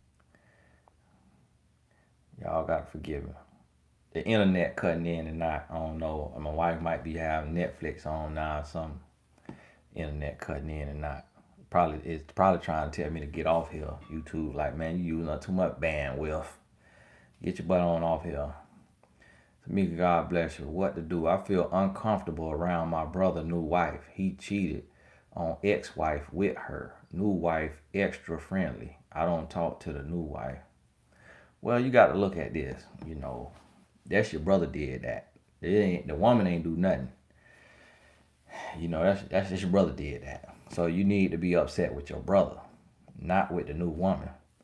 You know, because that's your brother's decision that he made. So you need to be talking to him and be upset with him. And if the new woman extra friendly, that's because she actually cares. She trying to come in and say, hey, listen, this wasn't just me out here. If she knew about the other wife, she trying to say this one just me. Like, I want to be your friend, sis. And cause if she was nasty, she'll be like, child, kiss my behind. I got your brother. Your brother taking care of me. Your brother doing everything I want him to do. I don't care nothing about you and how you feel. That's how some women who nasty will be. But she coming in being extra friendly. She trying to say, listen, I know this ain't start the way you want it, but so don't be mad with her. And that be the thing. And that's what I say is, like, as a man, I had to get to where I want accountability as a man. If I cheat on my wife with another woman and I leave my wife for another woman, that's on me. Because a lot of times this other woman don't even know that the man got a wife, or this other woman is being told the marriage is done, the marriage is over, everything's shot. That's why I'm talking to you. So a lot of times this other woman, she completely in the dark. And she feeling like the marriage over and he done. And because that's what a man gonna do, is try to assure her that the marriage is over and that she ain't doing nothing wrong by talking to him. But see, this the thing. A lot of times as men, we get off because our sister get mad at the new woman. Our mama get mad at this woman. Our mama get mad at the ex. Sister get mad at the ex. Like, a lot of times the woman get blamed when it was the man doing the dirt and doing the damage. So sometimes you really got to look at it. And if it was a woman, it was a woman, and you got to look at that too. But in this situation, that's your brother doing. There appears to be a lot of talk among the so-called that men tend to not date women of their generation and prefer to date younger women. Well, for one, Sarah, let's not come on here and give these guys no pub and be saying their name and spelling their whole little movement out, because everybody don't know what that is and what that's about. So now you finna have a lot of people going to Google and giving these people views and making them money. So in the future, just say it seems to be talk amongst other men that many men tend not to date women of their generation and prefer to date younger women. And that is true. That is true. And like what I told you, even somebody working for the devil will say stuff that is true. And that is true. A lot of men are on that. A lot of men on that. And when I look right next to me, a lot of men that I know, they woman is way younger than them, like a decade or more. Me personally, I don't understand it because that's nasty to me. As a 37-year-old man, I would not want a 27-year-old woman. I don't care how good she's doing in her life. I don't care how smart she is. That's not attractive to me. I wouldn't want a 25, 23, 24. Because at 37, I'm like, no offense to y'all that age, but I'm kind of like, you a little too young. Like, you a little too cuckoo for Cocoa Puff. A little toucan Sam. Follow the rainbow. Like, I got too many years of knowledge and wisdom that on top of you that we can't really vibe on no conversation on the depths that I want to go, because them extra 10 years done taught me this person ain't never seen. So the thing, a lot of times, be careful what I say, because it's guys that I know personally, like, that I'm cool with. That's my homeboys, that they woman is younger. Now for some of them, well, for them, the ones I know, they just kind of met the woman. They bumped into the woman. Found out later she was younger. For me personally, that'd have been the end of it. Oh, you too young. I'm gone. You see what I mean? And so, but for whatever reason, some men, they would stay with that younger woman. And some of the reasons is nasty stuff that you can't talk about here. And it's just a mindset of thinking that, less mileage, less experience, less men, less, you see what I mean? So they thinking like, let me get something, a woman that's newer versus a woman that then got as much miles as me. That's what they thinking. Then sometimes it's, let me have somebody, they thinking they want somebody that they could dominate, meaning that they could control mentally and they can re-raise. They could teach them everything they need to know so that the student never passes the teacher. And so a lot of times men will do that out of weakness and insecurity. They want a younger woman so they could raise her, so they could train her, so they could teach her, so they could get over on her because she hasn't heard all the games, she ain't seen all the games. So when he run that game, she like, whoa, I'm okay. She ain't know what hit her cause he'll play up front of him a layup. You see what I mean? So sometimes that's what that is. Alexis Cooper, God bless you now. How do you know when you read it? Tiffany, Tiffany might be further back in the video than where we at, and don't realize I already answered her question. So Tiffany, if you here live, watch the video again. Question already got answered, sister. God bless you. Met an industry guy a week ago. We have gone on 2 dates in a row. He left for shows. While at airport, invited me over, and I said, I'm not ready. Yeah. Did I do the right thing? While at airport, invited me over, and I said, I'm not ready. Did I do the right thing?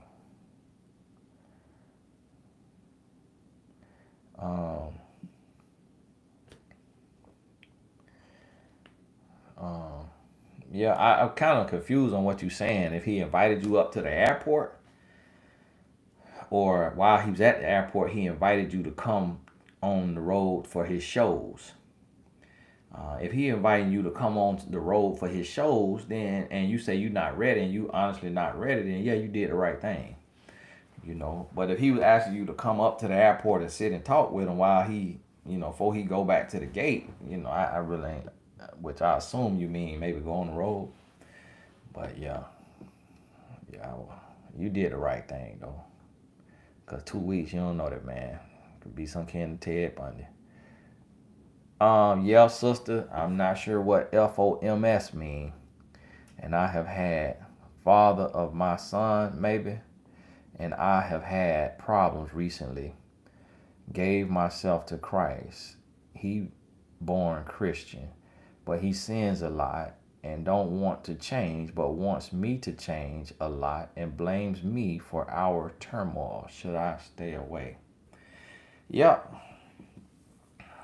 Gonna stay away. Anytime you with somebody, man or woman, it go both ways. Anytime you with somebody and they can't accept their fault, what they doing wrong, they can't accept what they doing wrong, look themselves in the mirror, grow and change and meet you there, then they're not the person for you. Hey y'all, I'm gonna be on here by 17 more minutes. It look like my wife done working, so I think she sent me a text, but she could have been responding to my text. So I don't know if she wanted me, but she'll come get me if she want me. I decided I'd work. Well, I don't know. She's still moving around her doze. I trust your judgment, Tony, and I'm really not sure what kind of energy I give off looks-wise. I get approached where men will compliment me and say I'm beautiful, but will literally walk away. That is men who taking. Those taking men who trying to be faithful. And so what I was mentioning earlier is sometimes for men, talking to a woman is them a little off of just talking to a woman. So a man who is taking and he trying to be faithful, he may just compliment a woman and say, "Oh, you beautiful." Oh, hold on right quick. Let me move this out of the way.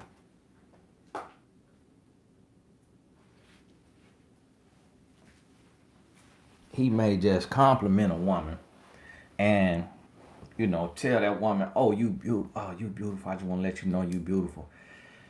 And go on about his business. And so for him, it's like he maybe was used to hollering at women and sleeping with women and cheating. So now that he's in a relationship, he feel like he's about to burst. And so just that little comment, that little conversation, give him a release. And I remember when I first started trying to be faithful in my life, I felt that. I really felt that. And so I understand that. So a lot of times it's just the man he actually taking. But if he's single and he think you look good, he gonna holler at you now. Me and my baby daddy broke up September 2019. I gave birth October 2019. We were at odds for the longest. We recently slept together. He has a girlfriend. I feel bad and told him this can't happen again, and he flipped the script on me. Well, I mean, sister, you played yourself. You played yourself. You know, you got in your feelings and you got beside yourself, and you got your little plumbing done, and then you want to run off on the plug and not pay for the plumbing that you done got done. And so that's why he flipped the script on you. Cause he like, listen, I ain't push you down in the bed. I ain't make you get in the bed. You know I got a girlfriend.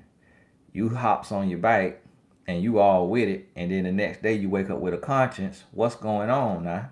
So why he flipped the script? Cause he's saying you sending mixed signals.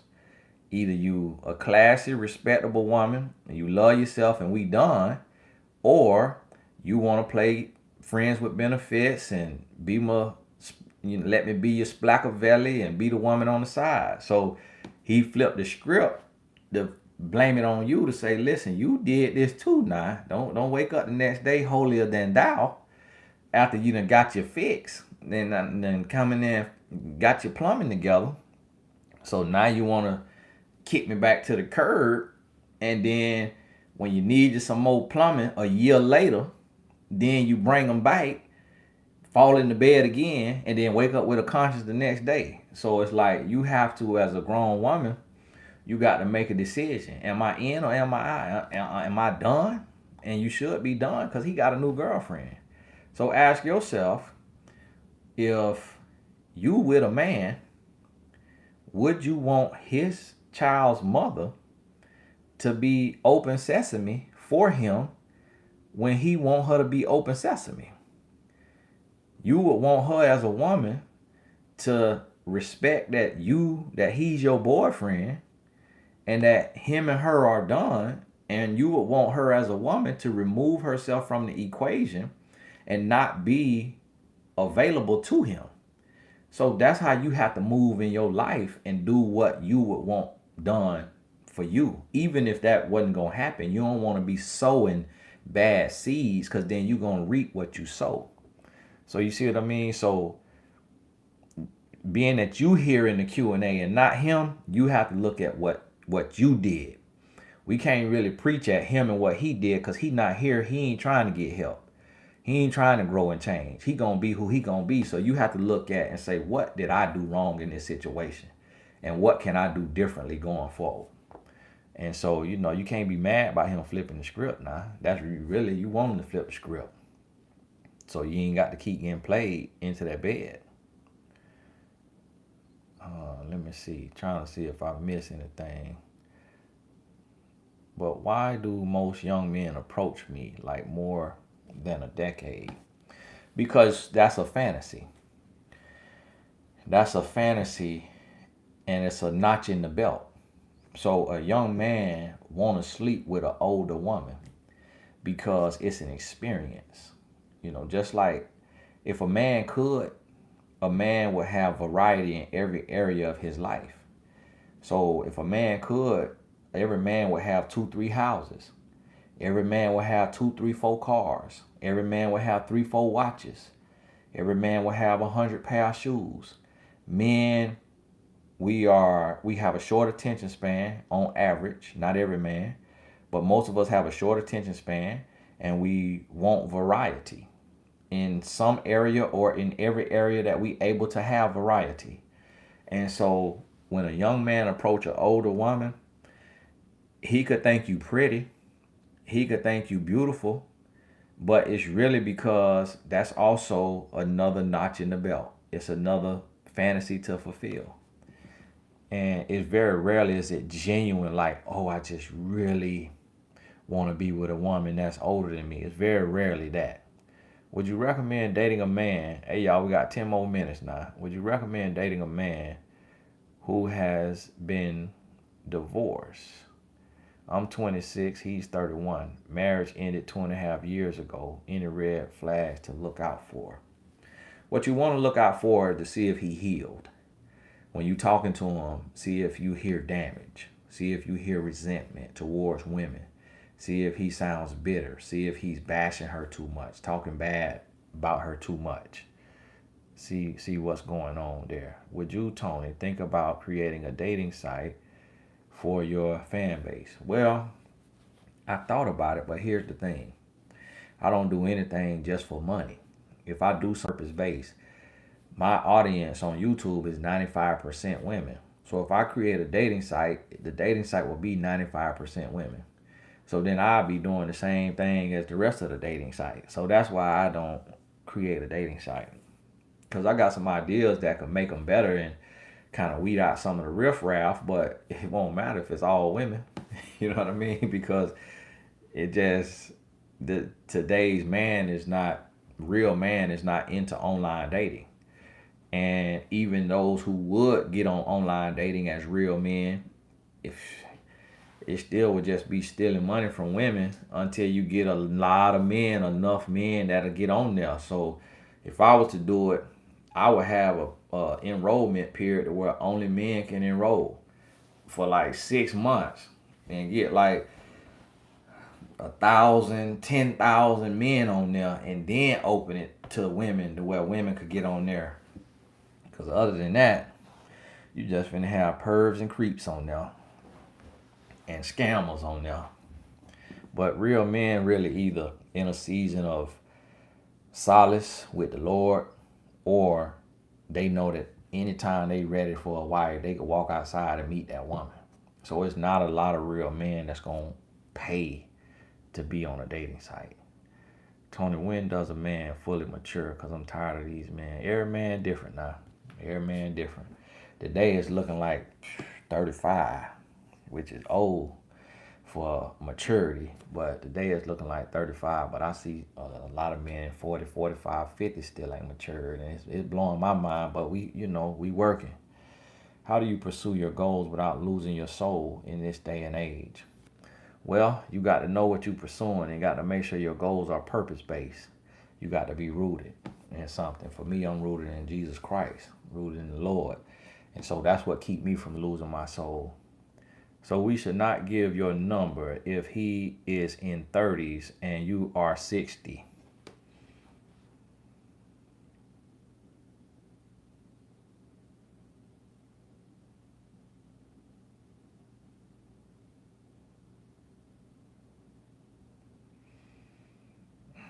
Moderators, y'all can start working now. Moderators, I appreciate y'all. Now, come on now, personal deal. Was that a real question? Now, come on now. But you know what? That was a real question. Because some 60-year-old is with them a 30-year-old. Moderators, let's let some of these here laughing faces get on in here a little bit. Just so personal diva could see what that question sound like. Appreciate y'all, moderators. You could take the night off. I really appreciate y'all. Thank you. But yeah, that right there was precious. God bless you. We got 6 minutes now. We counting down. I'm ready to get on off of here now. I normally do an hour and a half. I don't know why I did 2 hours tonight. The light ain't got me sweating. Sometimes the light go to get me worked up. So yeah, definitely. Because I'm going to tell you now, if a 30-year-old want a 60-year-old, even a 60-year-old is absolutely gorgeous, he typically want her for her money, for her stability. You know, where she at in her life.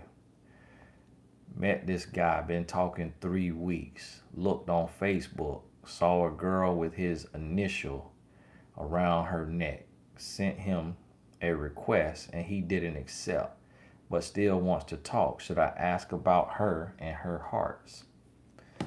I mean, you could ask about her. If you put 2 and 2 together and it looks like she is for him, like that's him, like he friends with her, they got a picture together, because she could know somebody that got the same initials. So you just kind of got to do a little bit more investigative digging. If you added him on Facebook and he didn't add you, in this social media age, that's always a red flag. when the person you dating, the person you talking to won't add you on social media, that's a red flag, because we are in a social media age that where social media is a part of our lives. Kelsey, God bless you. Thank you so much, Tony. I'm so grateful to you and your wife. I bought your book, A Woman's Influence, and it has helped me find value and confidence in myself. Forever grateful. God led me to you. Kelsey, God bless you. Now, I almost lost my voice. God bless you, Kelsey.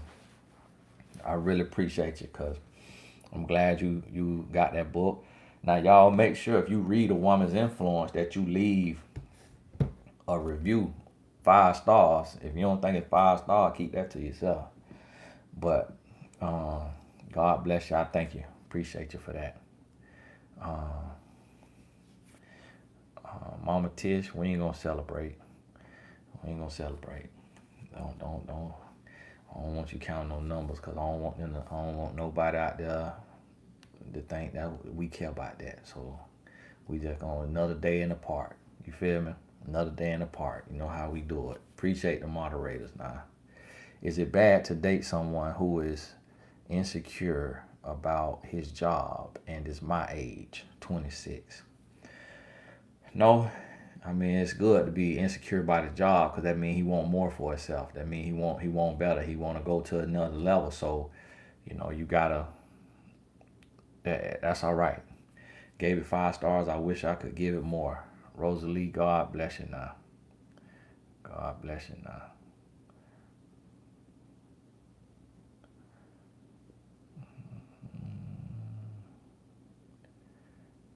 Actually, I forgot the first part of you.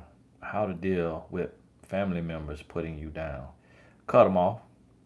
Don't deal with nobody putting you down. Don't let nobody put you down. Anybody don't put you down, put that phone down on them, so they can't even reach you.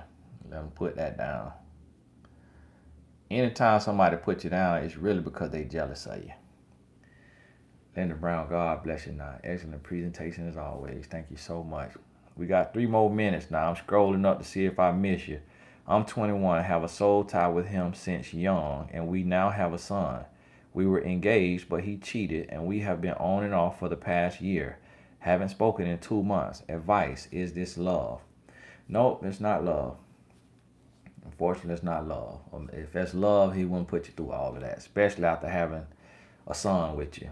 A son, I mean, that's a man, pride and joy, because that's a boy. You could punch him in the chest. You could, flip him up in the air, catch him, or miss him and let him hit the ground and tell him to get on back up. It's like, I'm joking. But, I mean, if you had this man's son and he's cheating and playing around, what this is a case of not being raised right. Y'all parents should have told y'all, don't you be doing no dating, don't you be doing no loving, don't you be doing no boyfriend, girlfriend, being fast. No, you not dating nobody. No, you not. Your parents should have really been in there, but a lot of time when parents, they not paying attention, they not in there like that. We get in stuff and you don't know what you're doing. So y'all was trying to love before you knew what love was, before he knew who he was, before he knew what he wanted, before he knew what he was doing. Y'all hadn't created this little connection just out of curiosity. Curiosity killed the cat. And so now that y'all older, he realized this ain't where I want to be. This ain't what I want. I want to sow my wild oats. I want to do my thing. I want to live my life. And you being a woman, being more naturally mature, you like, hey, if this would have worked, I'm with it. Like if we could be a family, I'm with it. If he could mature and be a real man, I'm with it. And he like, I don't know what I want. I don't know who I am. I don't know what I'm doing. I don't know where I'm going. I don't know why I'm in this. I don't know why I'm having unprotected sex. So a lot of times it's just a difference in maturity levels. And what we thought we wanted, what we thought we liked when we was younger, we grow out of that. And now you feeling kind of stuck because y'all did what it take to have a baby and you done had this child. And so this is where we have to, you make sure you teach your son no dating. No dating till you grown, till you 18 and you know what love is, you in college. Or when you get your degree, you can meet your wife in college, but don't be trying to do all this. And we as parents have to instill in our children. Stop letting your children think that, hey, no more questions now. No more questions. I'm just talking. Finish up this last. Because this is what the parents need. Because you see how we is as parents? This is grown people. We all on here grown. And look at the questions that I'm answering as adults. But yet we have the nerve as parents to think it's cute when our sons and daughters have boyfriend and girlfriends in the 9th grade, in the 8th grade, in the 7th grade. It's so many boys and girls at my son's school in the 9th grade talking about they dating, they in a relationship.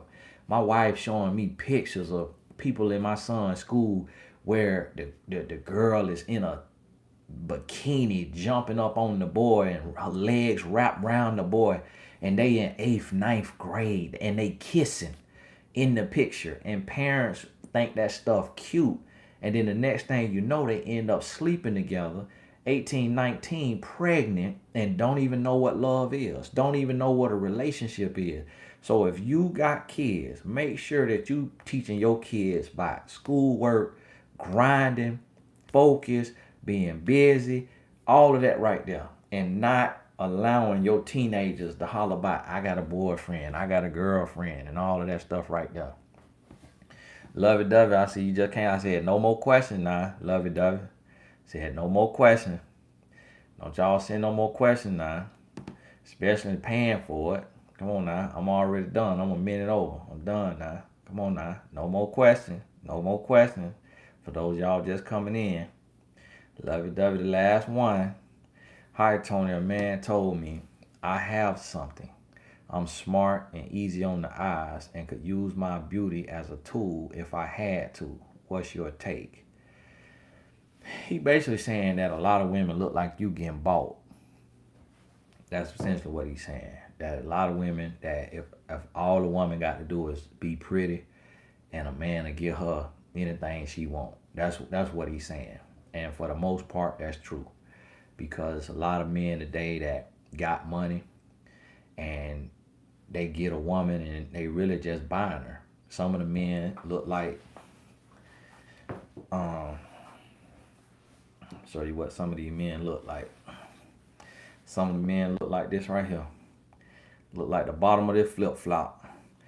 And will have them a woman that look like she stepped out of a magazine.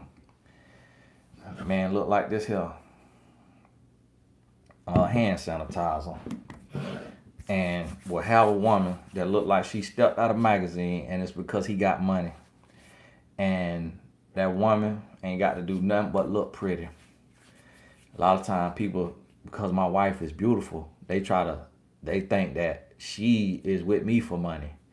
But me and my wife was broke for a decade.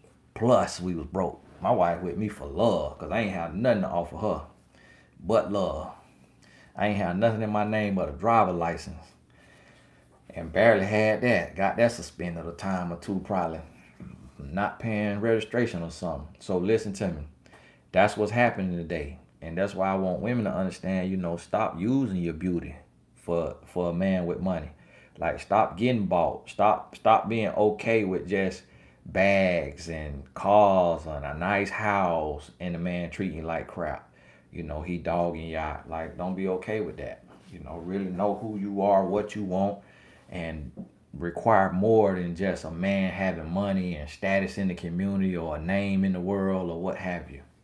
Hey, God bless you. You right, lovey-dovey. God bless you. That's probably what he's about. We're talking about. God bless you, and we'll talk soon.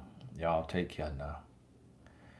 I'll try to get back on here tomorrow if I can sometime. But bless y'all.